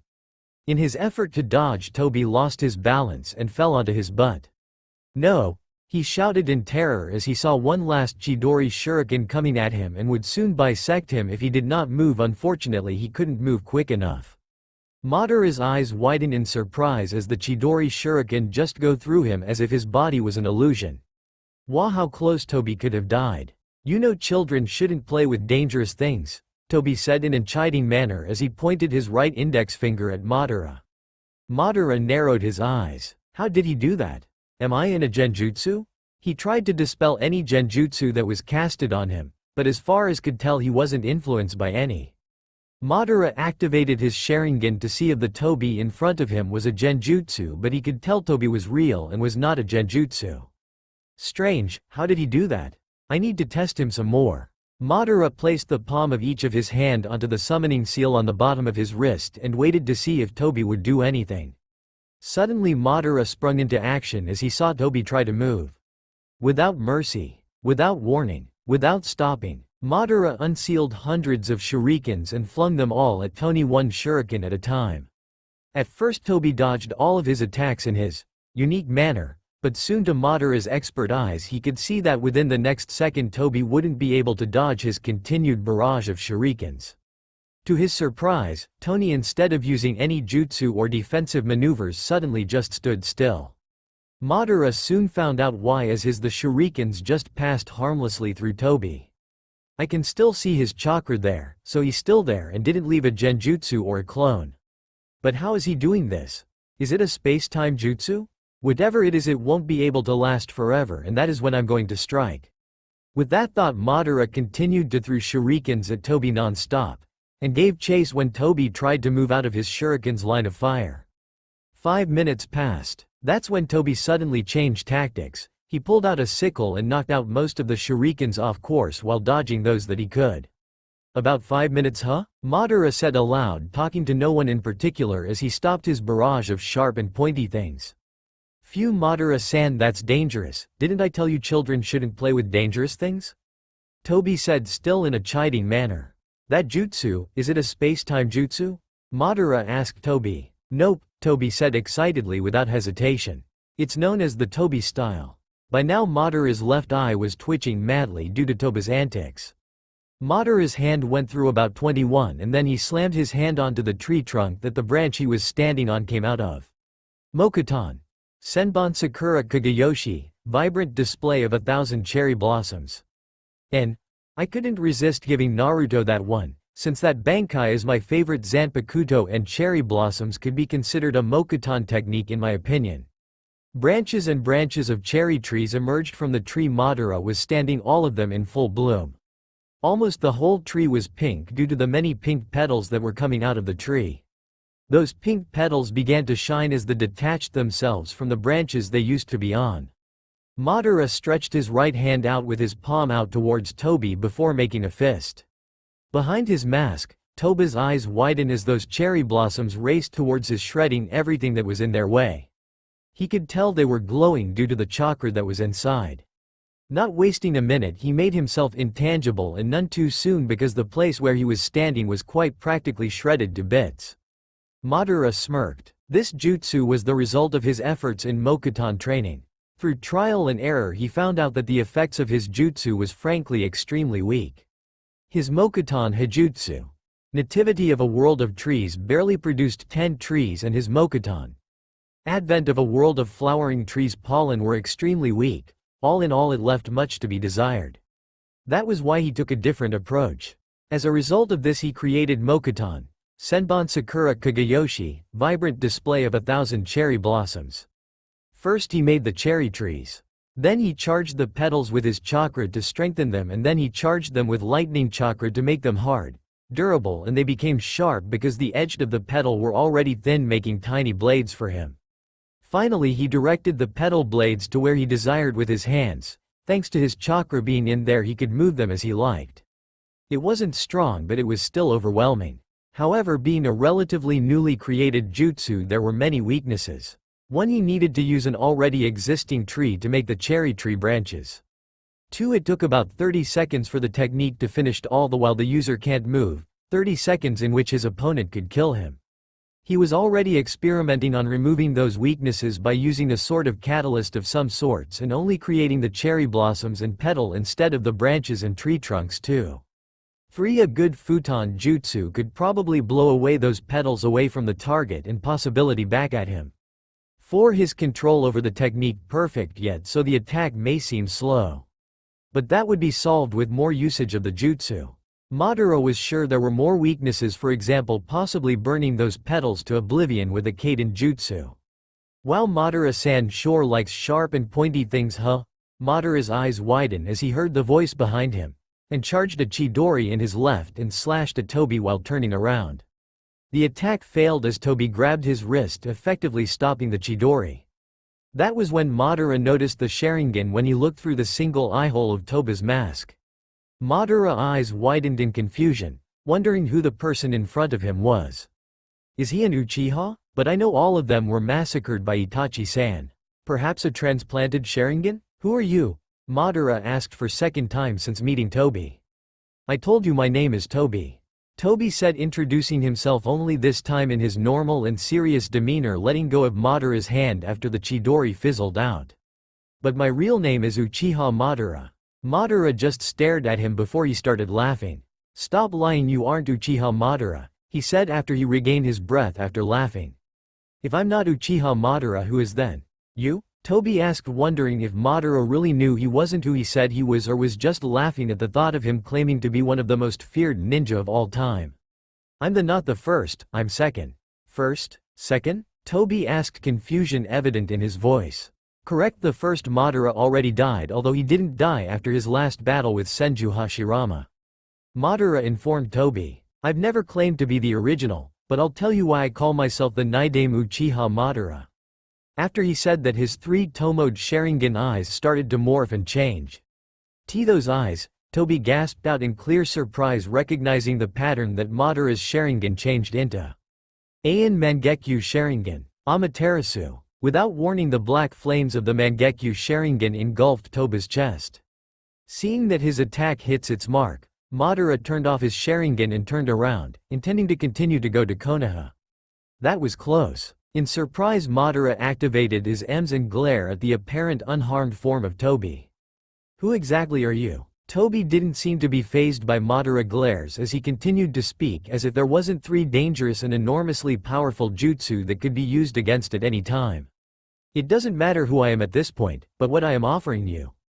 Offering? Yes, to join Akatsuki. What is Akatsuki? We are a mercenary organization comprised of 10 S-ranked shinobis. Our goal is world domination. I'm not interested in world domination. You don't have to be, but if you join us, we'll help you destroy the leaf. My goal isn't to destroy the leaf. Yes, it is, Toby asserted, even to Madara's denial. Madara glared in denial, again challenging Madara's claim. Do you really think the Hokage wouldn't try to stop you in your revenge against his wife and son? Madara asked rhetorically, intentionally implying that Madara wasn't the Hokage's son. No, of course not. You would need to go against the Hokage for your revenge, but if you go against the Hokage, you go against Konoha too. Madara was staring at him with a cold mask on his face. Face it, you need allies, and we the Akatsuki are the only ally that can help you. Toby turned his back and began to use his space-time migration jutsu as he began to leave. If you are interested, go to Omegacure, Toby voiced said as it echoed throughout the forest. Namikaze Senju Nawaki vs Tenten. Begin, shouted Shiranui Genma shouted as he shunshined to a safe place to watch the very first match of the third round of the Chunin selection exam. Nawaki had changed his clothing after the second part of the Chunin exam, not that it was all that important to know. He now wore dark green shinobi shirt and pants with blue sandals. His headband was still on his forehead and his hair was even longer than ever. He now wore a white coat that barely reached past his knees, and it also had a red flame designs that licked the edge of his coat, much like his father's coat, only his didn't have Konoha no Kiroi Senku, Konoha's yellow flash, written on it. Instead, it has the Senju clan symbol on it. On his back was a sheathed average-length katana with a rectangular cross guard with smooth rounded edges and a dark blue hilt. Nawaki Senju grinned in anticipation. He had trained a whole month for this with his sensei. He originally wanted his father to train him, but he was too busy since the Chunin exams was a very diplomatic event. But Nawaki didn't mind. I mean, who would complain when you're being trained by the Toad Sage Jiraiya? Sure, he may be a little perverted. Okay, I take that back, he's the biggest pervert to ever exist. That better? No matter his quirks, he is still considered a legendary shinobi for a reason. Besides, it wasn't like his father didn't help him. The katana on his back was proof of that. It was a special katana made by the Uzumaki clan. The sword was created by the Uzumaki clan's feared fuinjutsu, sealing techniques. It also one of the reasons that they were destroyed. Unfortunately, the method to create such swords was also destroyed along with the village. His father said that it once belonged to a very close friend of his. Though when he said close friend, Nawaki could see a tender and loving gaze, one stronger than the one he gave his mother when he mentioned this friend. It made Nawaki very confused, but he decided not to pursue since he had something more important at the moment, which was training for the Chunin exam. Nawaki stopped reminiscing as he adjusted himself into his fighting as he faced his opponent Tenten. He didn't know much about her besides the fact that likes to throw very and pointy weapons. Nawaki didn't get to see much of her techniques due to the fact that she fought Sakura and that their levels were too far apart. Though she did change her wardrobe, her new attire now consists of a long-sleeved white blouse with a high collar and red fastener and edges paired with similarly colored, puffy pants that look like a hakama, with the exposed parts of her legs near the waist covered in bandage. She also had a large scroll like the one his sensei Jiraiya carried. Tenten moved first. In a flash she had taken out a storage scroll and unwrapped in one quick motion. Poof, poof, poof, poof, poof, poof, poof, poof. Tenten unsealed an unaccountable number of weapons ranging from simple kunais and shurikens to tantos and gamas, sickles, and a repetition of smooth movement launched them at Nawaki. Nawaki seeing this drew 2 kunais, one in each hand, and started to deflect all the weapons coming at him. He didn't move, instead he just stayed there deflecting Tenten's projectiles, waiting for his chance to attack when she ran out of them. Yeah, sorry, but there's a problem with your plan, Nawaki. She doesn't run out of projectiles. Nawaki soon found out about that fact after the first 5 minutes of the endless barrage of extremely sharp and pointy things, but he couldn't do a thing about it. The weapons were coming too fast for him to move right or left or to even make hand seals. All he could do was wait for an opening to escape. Suddenly Nawaki saw one thrown weapon that stood out. It should have stood out too because it was a broadsword that was at least as long as Nawaki was tall and at least 1.5 feet wide. Nawaki gritted his teeth and used both kunais to block the blade, seeing that he couldn't move to the right or the left due to the numerous weapons on both his side. Surprisingly, there was only one projectile directly aimed at him, and that was the broadsword. Clang! Due to the force behind it, both of Nawaki's hands were pushed upwards into the air with his kunais knocked out of his hand. Nawaki's eyes widened at the surprising force behind the sword but soon returned to its normal size as he calmed himself and looked back at Tenten. However, she wasn't there, much to his surprise for the umpteenth time today. Then he saw a brown blur on the bottom of his eye. He looked down to see Tenten crouching low to the ground with a broadsword almost as large as the one he just deflected. Oh yeah, I forgot something. It was in mid-swing.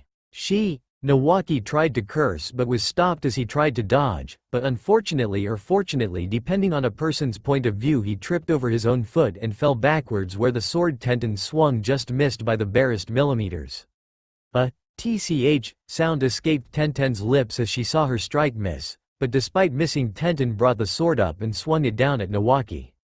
Nawaki seeing this rolled out of the way and away from Tenten as he used his hands to lift his body up and flipped a few meters away from Tenten.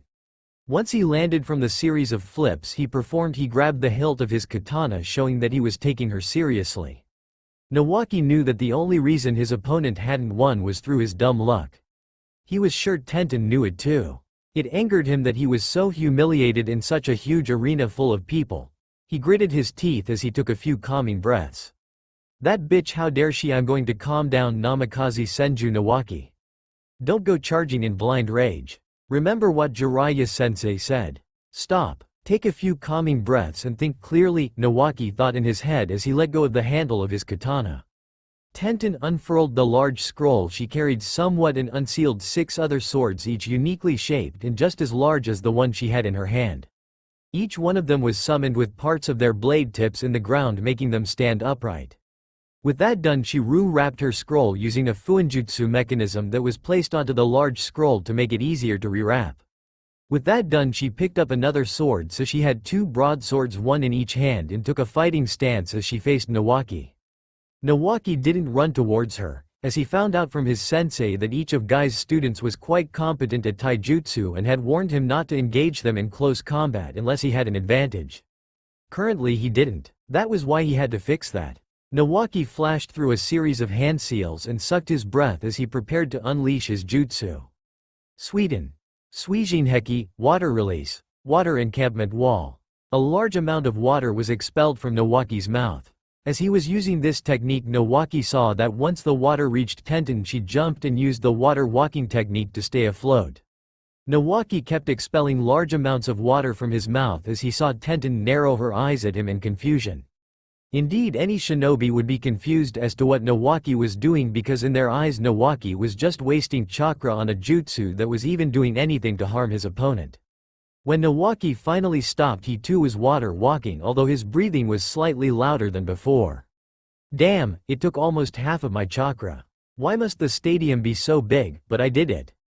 Nawaki thought to himself as he looked at his handiwork. The whole stadium was covered in about a 2 foot deep of water courtesy of his jutsu. Nawaki had a good reason for this. You see, when he was training with Jiraiya, he was tested for his elemental affinity, which so happened to be water.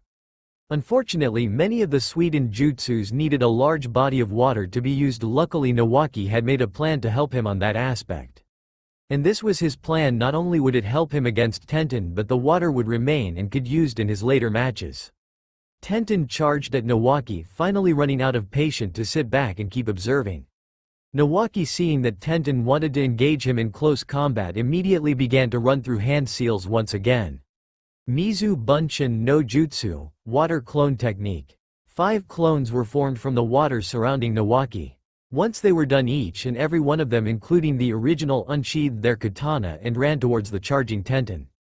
Clank. Tenten swung the sword in her right arm at the clone nearest to, only to be blocked by that clone's katana. She swung the one in her left, only for it intercepted by another clone's katana who had gotten close when Tenten was concentrating on the first clone. I got you now, Nawaki shouted as he and the other 3 clones jumped into the air with their katanas over their head, poised to strike at Tenten. To Nawaki's surprise and horror, the 2 swords started to glow red as they cut through the 2 katanas that were blocking her sword's way, although melt through would be a more accurate term. Tenten's sword didn't stop. Instead, they made their way into the 2 clones, forcing both of them to disperse into the water that they were made from. A smirk could clearly be seen on Tenten's face as she readied a stance and waited for the clones to come down. This is bad, Nawaki thought in panic. I can't dodge while I'm in the air. This is bad. I can only hope that she attacks the clones instead of me. Hera! Tenten shouted as she swung her swords with all her might at the 3 clones and 1 original that were in the air above her. PSH. PSH. PSH. Clank. 3 of the water clones were dispersed despite their efforts of blocking Tenten's sword with their katana. Nawaki, however, raised his katana in time to block Tenten's sword, and thankfully his katana was at full strength instead of the 1/10 strength that all of his water clones' strength were at, including their katanas. That didn't mean he wasn't affected by the attack completely. He had been thrown back from the force of Tenten's swing. Fortunately, due to his training from Jiraiya, Nawaki was used to flying back from strong blows, and so he flipped in mid-air onto the surface of the water unharmed. Damn it, Nawaki softly muttered to himself at how hard his first opponent was. Nawaki hadn't expected to be this hard until the 2nd or 3rd round. Nawaki didn't have any more time to think due to the fact that Tenten had once again charged at him with her sword, ready to slash at him once more. Nawaki gritted his teeth at the situation. First, everything he did was unsuccessful against Tenten. Second, he didn't have time to do any hand seals for any ninjutsu. Third, her taijutsu or kenjutsu was currently better than him. Fourth, she was freaking nearing ready to slice him in half. Right. Rankle the seas and heavens, Nejibana, Nawaki shouted as he started to twirl his katana with both hands like some sort of lance. To Tenten's surprise, the sword in Nawaki's hand began to glow yellow and lengthen. I have a bad feeling about this, Tenten thought to herself. I better end this before you use whatever that weapon is. With that thought, Tenten increased her speed and swung both her swords downwards at Nawaki. Only for it to be blocked by what appeared to be a silver lance-like weapon that was a cross between a trident and a Chinese halberd. It had a blue horse-tailed tassel on the end of the trident part, with the other end shaped into corkscrew or drill shape. With a surprising amount of strength, Nawaki pushed Tenten back and swung Nejibana upwards. The attack in itself wasn't anything special except for the fact that the water underneath Nawaki seemed to obey his weapon and made a strong wave which crashed Tenten into the arena wall that was 10 meters away. Gah! Came Tenten's painful cry as she spat out a small amount of blood. Before she could fully recover, she saw another large wave coming at her. Damn! Tenten shouted as she threw away the sword in her left hand before using that left hand to grip onto the sword's handle. Ya hhhhhhhhhh, Tenten shouted as she slammed the sword through the water and into the ground. Then to everyone's surprise, a large amount of visible chakra could be seen as it flowed into the Tenten's sword. But the effects of that was even more surprising, as the blade seemed to enlarge itself a great deal, enough to make a 5-meter tall and 3-meter long blade made of rock. The wave harmlessly crashed into the barrier Tenten made, with Tenten herself safely above the ground holding onto the handle. Just as quickly as the large sword of stone appeared, it had disappeared into the broad sword made of steel that it once was. Tenten could be seen panting heavily as was in a kneeling position, but that wasn't all. Half of her body was in the water, signifying that she either chose not to water walk anymore or the fact that she couldn't, which in this case was the latter. Nawaki, seeing his chance, charged at Tenten while she was still down. "Proctor, I forfeit," Tenten shouted, making Nawaki halt in surprise just a few feet away from her. Genma nodded in acknowledgement and shouted, "Winner Namikaze Senju Nawaki." "Why?" Nawaki asked, confusion evident in his voice. "In case you haven't noticed, Senju, that last technique I did used up a large amount of chakra. So much that I can longer even water walk.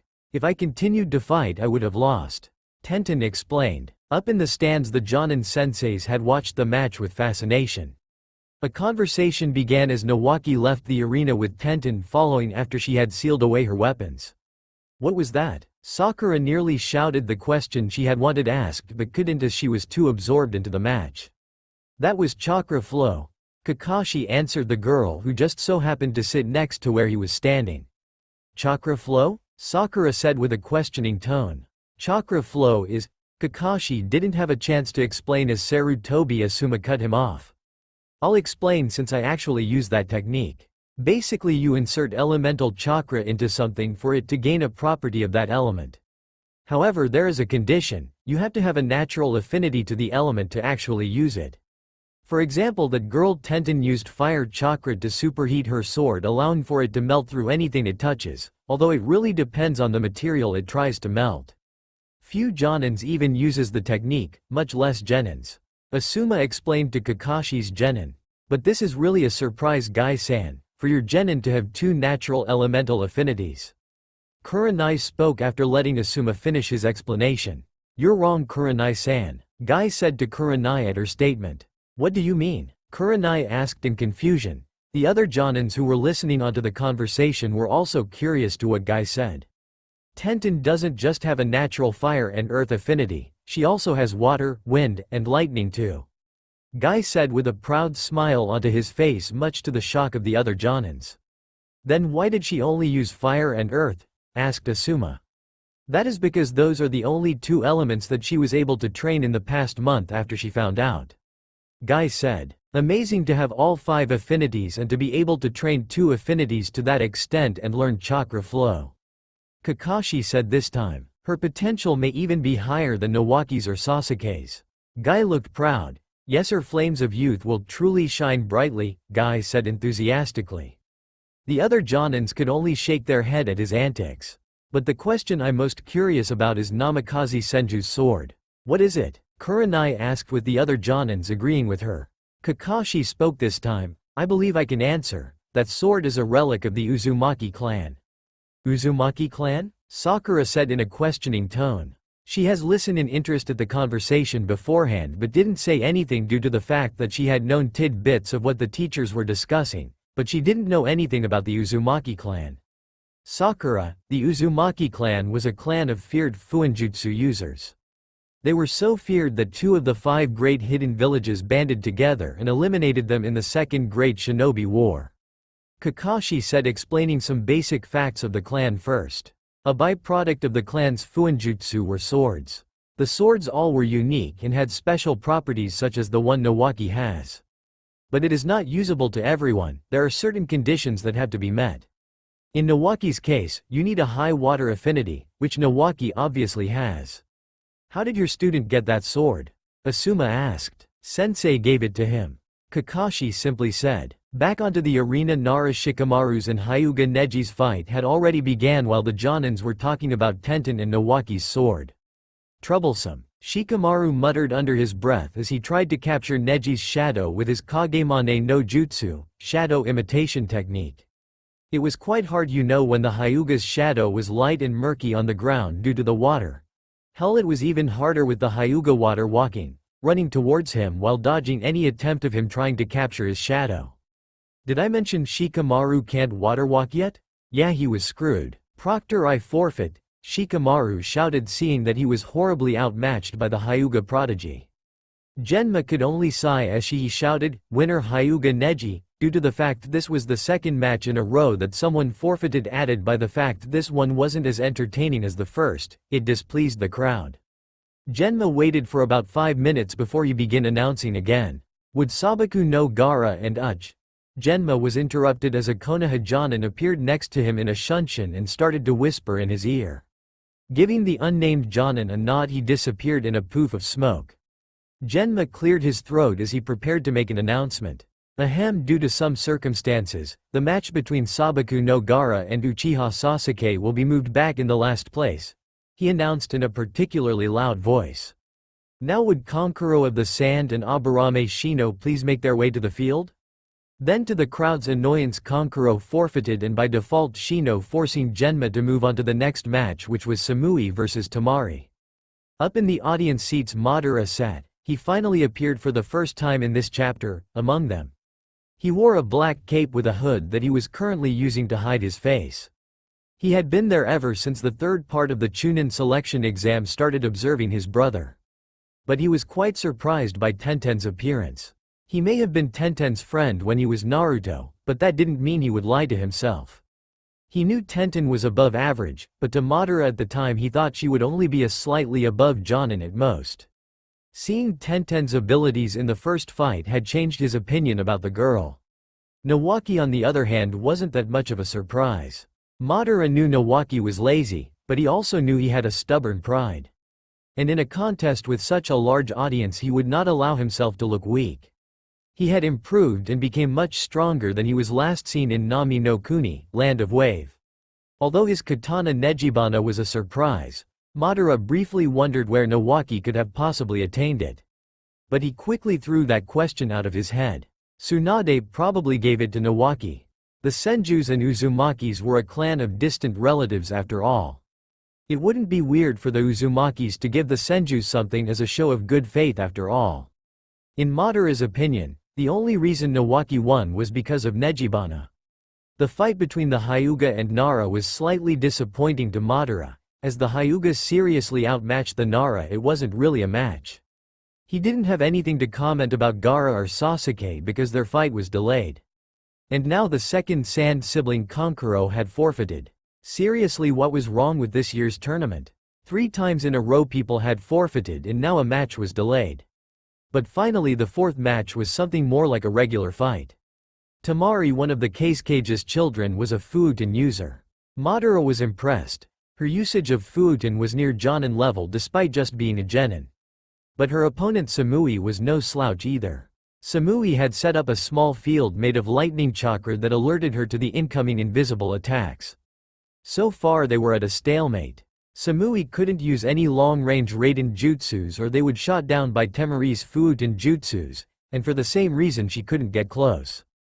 Tamari wouldn't get near because she was a long-range fighter, and against a Kumo shinobi it would disadvantageous due to their rumored kenjutsu skills, as evident by the Tanto Samui held.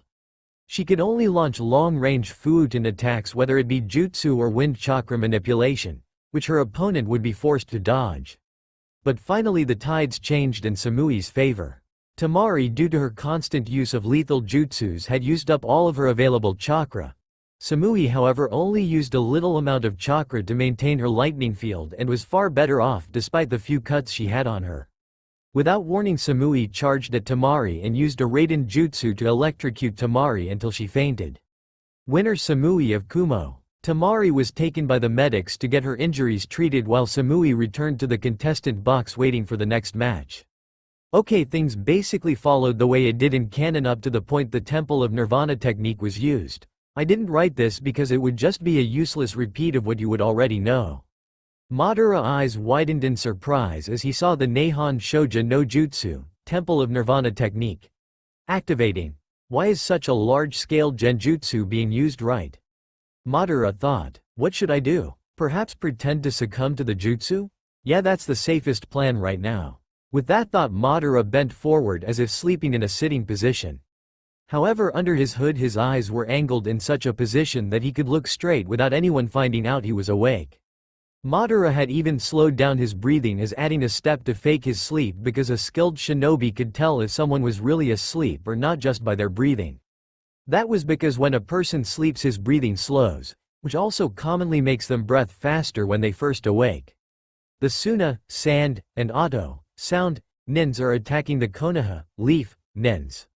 Is this an invasion? But why wait a sec, I remember that Sanagakure, village hidden in the sand, was in trouble because the Wind Daimyo was sending more missions to Konohagakure. Madara stopped his train of thought as he almost reacted to a kunai that flew over his and impale an Ato nen. Could it be that the case cage wants to show their Daimyo Sanagakure's strength by taking down Konohagakure? But even then he should know it's foolish, especially against Konoha's Kiroi Senku, Leaf's yellow flash. But yet why is he still attacking?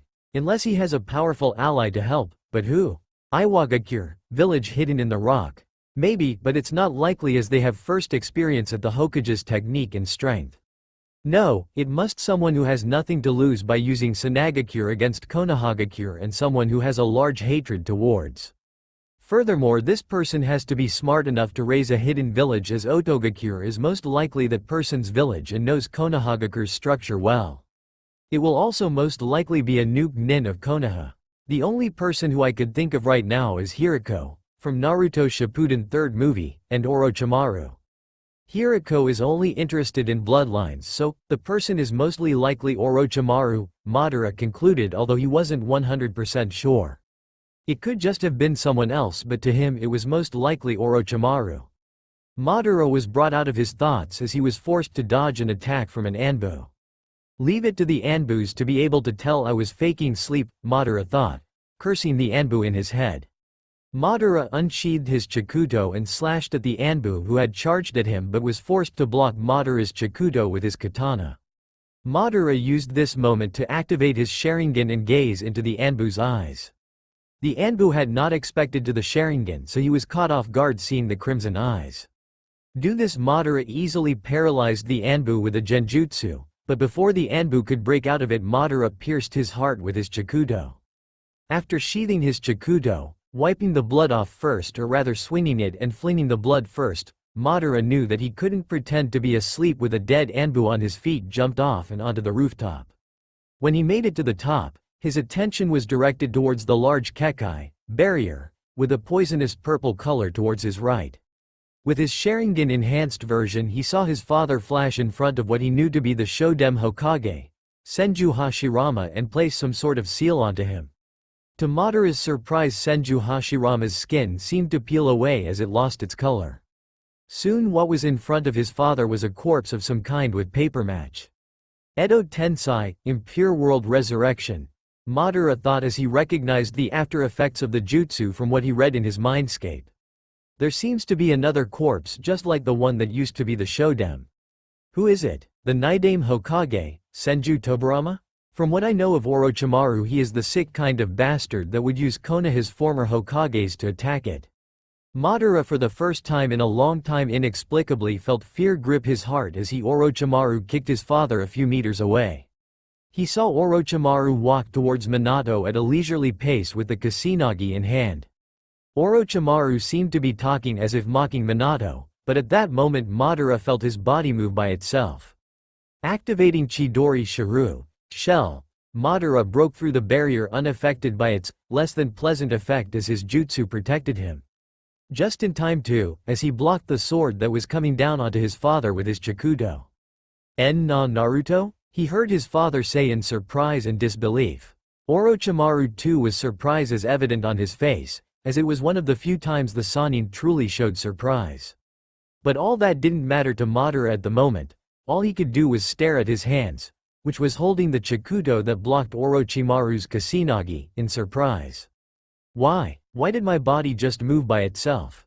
Kukuku, those eyes, what wonderful eyes. Orochimaru commented after he jumped back away from Madara as soon as he saw the lightning chakra course through his Kusanagi. Naruto, is that you? Minato asked with a slight tenderness in his voice as he looked at Madara's Chidori covered back. Madara however sheathed his Chikuto as he let Chidori dissipate, opting to observe the snake Sannin instead of his father.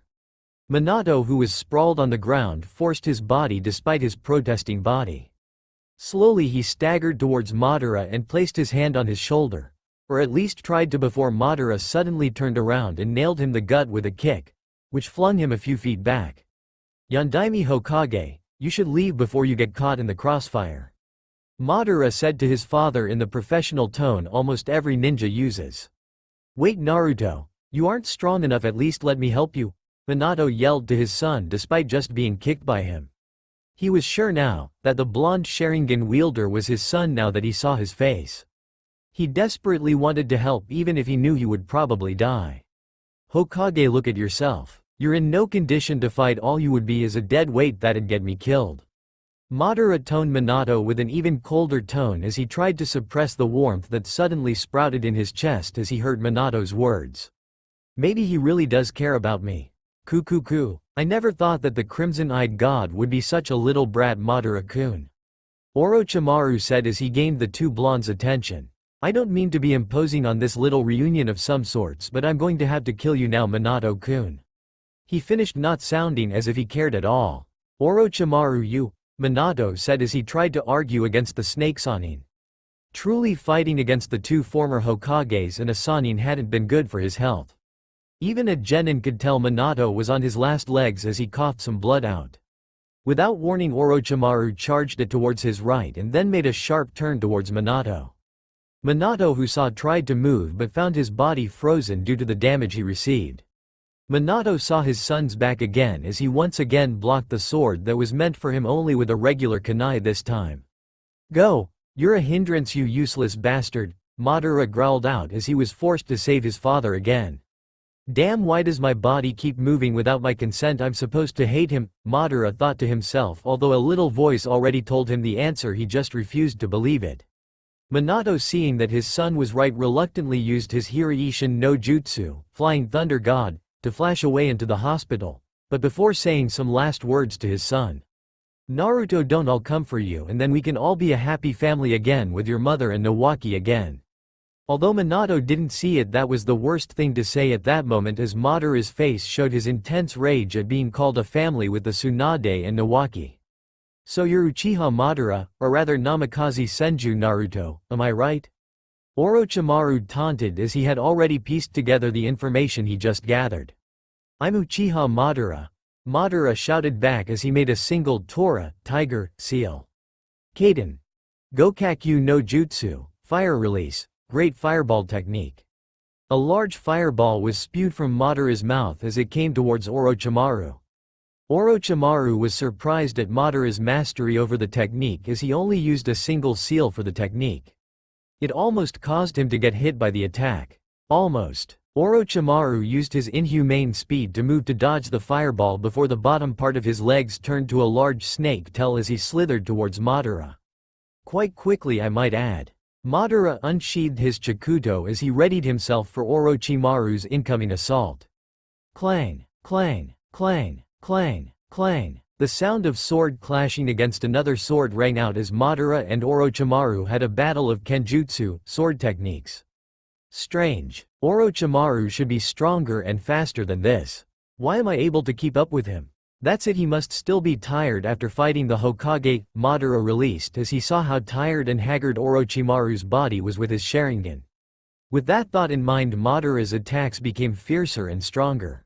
Orochimaru frowned inwardly as he felt himself being pushed back. There, Madara saw the opening in Orochimaru's defense and pulled his Chikuto before he pushed forward again for a stab. Peesh! The sound of Madara's Chikuto entering Orochimaru's flesh could be heard as he pierced his heart. Orochimaru's body collapsed onto the ground as his body lost all of its strength.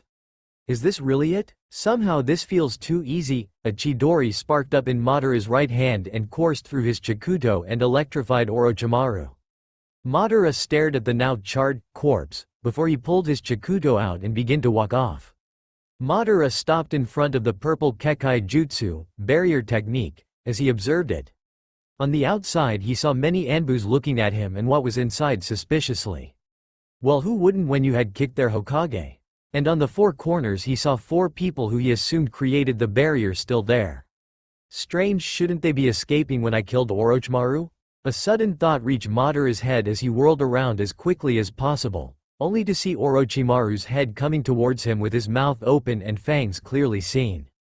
Damn it, I don't have to dodge this, damn, I have no other choice, Madara thought, clearly upset that he had to use the Ain Mangekyo Sharingan, Eternal Pinwheel Copy I, twice within a week. Orochimaru showed his surprise as his fangs bit into what seemed to be a transparent rib cage that suddenly appeared to protect Madara. Well, he tried to bite into it, but it only resulted in him breaking his fangs. He looked on, curious, studying it as he had never seen such a technique before. Orochimaru had originally wanted to place the curse seal of heavens on Madara when his guard was lowered so that he may become one of his next bodies. He didn't time to observe the technique anymore as his eyes suddenly met Madara's. Imagine his surprise when he saw the look of Madara's Sharingan. Mangekyo Sharingan. Unfortunately for the Sannin, he didn't any more time to observe as that was when Madara precisely used one of the single most devastating fire jutsus. Amaterasu. Madara stared at the screaming head of the snake Sannin as the flames consumed him. He briefly wondered how a human's neck could elongate that much as Orochimaru's. It's because Orochimaru is no longer something that can be called human. Madara told himself. He would have turned his attention back to the Kekai, but given how Orochimaru already survived a Chidori-enhanced pierce to the heart, he wasn't taking any chances. And with good reason too, as the snake Sannin's mouth opened widely and a body emerged from it. Madara could only look in disgust as Orochimaru discarded his old skin that was still being burned by his black flames. However, Orochimaru wasn't entirely okay either as he could be seen visibly panting. That technique must have taken quite some chakra, Madara thought to himself as he saw Orochimaru's chakra diminished after using that shedding technique with his Sharingan. Madara-kun, I have to wonder, how did you get the Sharingan? Orochimaru asked, very interested as from what he knew the lost son of the Namikaze Minato, Namikaze Senju Naruto, wasn't an Uchiha by blood. Or was he? Orochimaru, did you know you're a disgusting piece of shit? Madara said in a venomous tone as he insulted Orochimaru. Orochimaru's left eye twitched. He hadn't been insulted like that in a long time.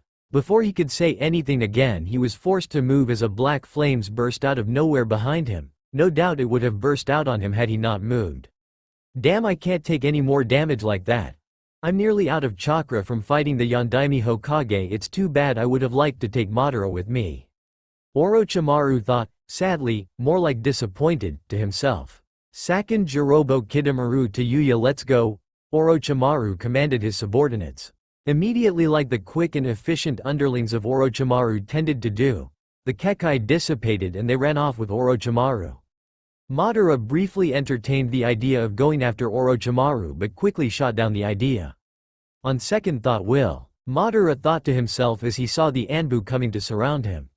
After all, if he was going to run away, why not chase after Orochimaru while he was at it? Madara reverted his M's back into its normal matured Sharingan form as he closed his eyes. A few moments later he opened them again and at the same time Chidori Shuru activated. Not wasting a moment as the Anbus were getting quite close to him, he began to chase after Orochimaru. Madara roof hopped as fast as he can and kicked any shinobi that was in his way regardless of who he was. Once he was far enough, Madara stopped his Chidori Shuru because despite its smaller drain than a regular Chidori, it would still run his reserves dry. Besides, he had already used Amaterasu and a partial manifestation Susanoo, namely its ribcage. I have only about 35% of my chakra left, it would be unwise to continue chasing Orochimaru now. Madara thought to himself as he just jumped through Konoha's gates, ignoring all the shinobi that were fighting near there. Instead he weaved himself through the battles so that he could slip out unseen. Madara made a sigh as he looked at his hands. Why did I save him? Am I too soft? No, that's not possible. I have prepared myself for over 5 years yet. Why did I save him? Madara thought, frustrated to himself. Then he remembered the mysterious masked man's words. Do you really think the Hokage wouldn't try to stop you in your revenge against his wife and son? No, he would probably protect them over me. I'm going to have to kill him. No, of course not. You would need to go against the Hokage for your revenge, but if you go against the Hokage you go against Konoha too. I can't beat Konoha by myself as I am right now. I need to get stronger, and even then I might not be able to kill them. What is my plan for revenge then? I want to make them feel the same pain I'll do. Face it, you need allies, and we the Akatsuki are the only ally that can help you.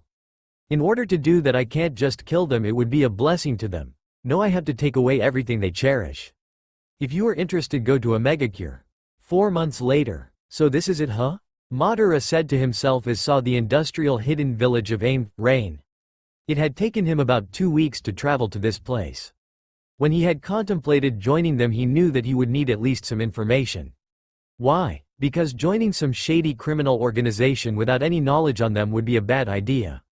It was quite simple. When he had asked about Akatsuki, it just so happened that Terumi May knew of them.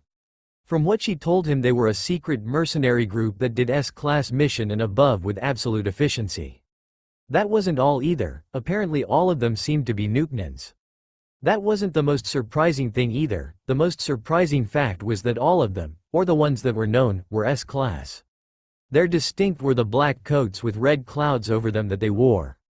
Obviously if he, Uchiha Madara, wanted to join, he would need to get stronger. Oh, he was strong, all right. Strong enough to be a S-class shinobi, but that only applied because of his M's. Without it he would probably be a high A class, and Madara knew it too.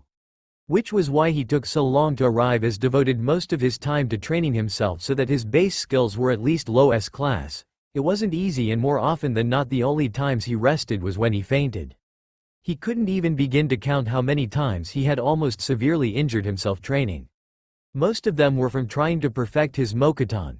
Senbon Sakura Kagayoshi, wood release. Vibrant display of 1,000 cherry blossoms. It was a long and arduous task, especially considering how one had to keep himself safe from over 1,000. No, 100,000 would be a more suitable number. Yeah.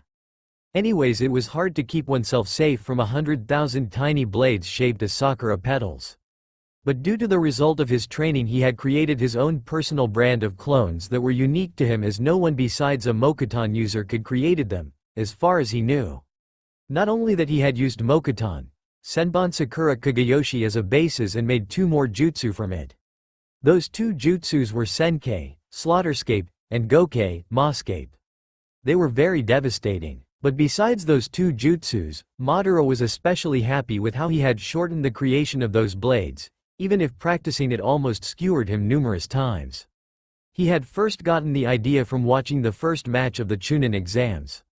Speaking of Chunin exams, he remembered the Uzumaki sword Nejibana that Nawaki had. In his opinion, it was very insulting for that senju to have it, even if the clans were distant cousin clans. It wasn't that Madara disliked the senju, he just didn't like Senju Tsunade and Senju Nawaki, which were the last of the Senju clan. I should take that sword back next time I see him, Madara thought to himself, but currently he had more pressing matters to attend to.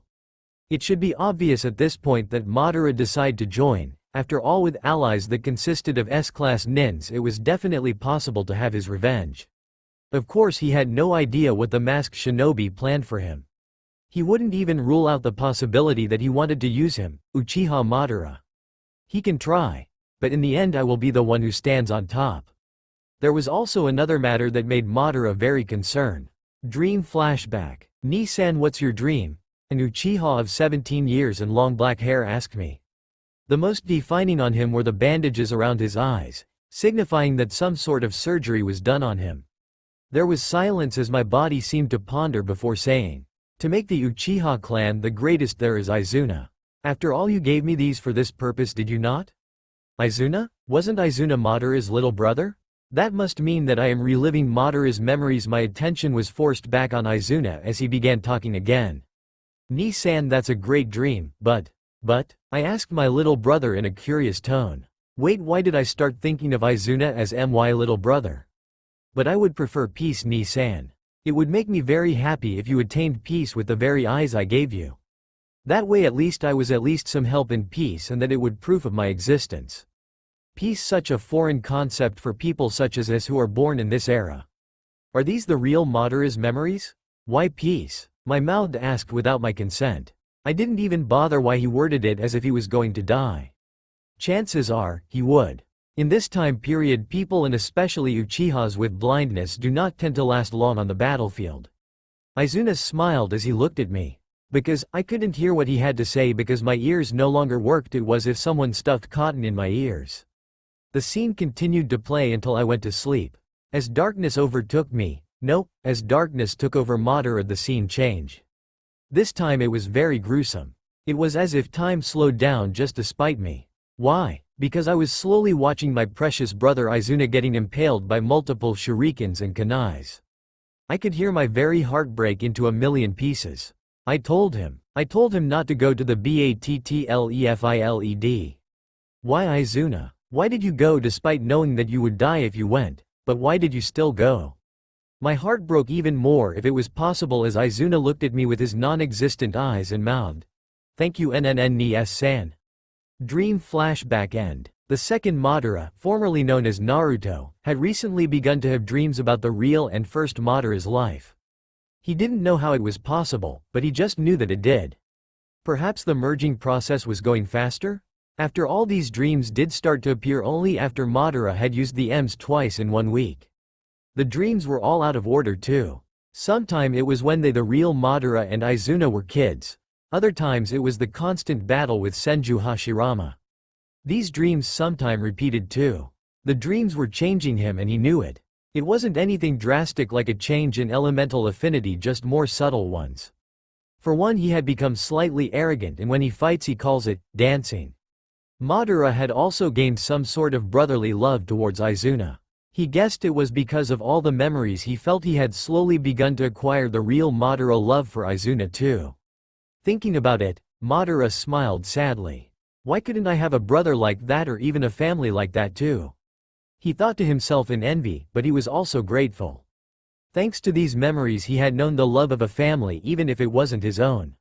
Stop! Madara snapped out of his thoughts as he saw 2 AIM shinobi guards tell him to stop. Madara activated his Sharingan and used a mind-controlling genjutsu to make them let him pass. As Madara walked into the village, he thought the 2 guards were strange. They had slash marks over their forehead protectors. Why did official guards of a shinobi village have slash marks on their forehead protectors? That wasn't all. Madara could tell that the rain here was laced with chakra. Suddenly heard the sound of beating wings and looked up with his Sharingan still activated. When he saw the suspicious signs of the village, Madara had decided to keep his guard up, not that he would let it down, as he was still suspicious of the masked Sharingan user. What appeared before was definitely an Akatsuki member, as she wore the trademark cloak.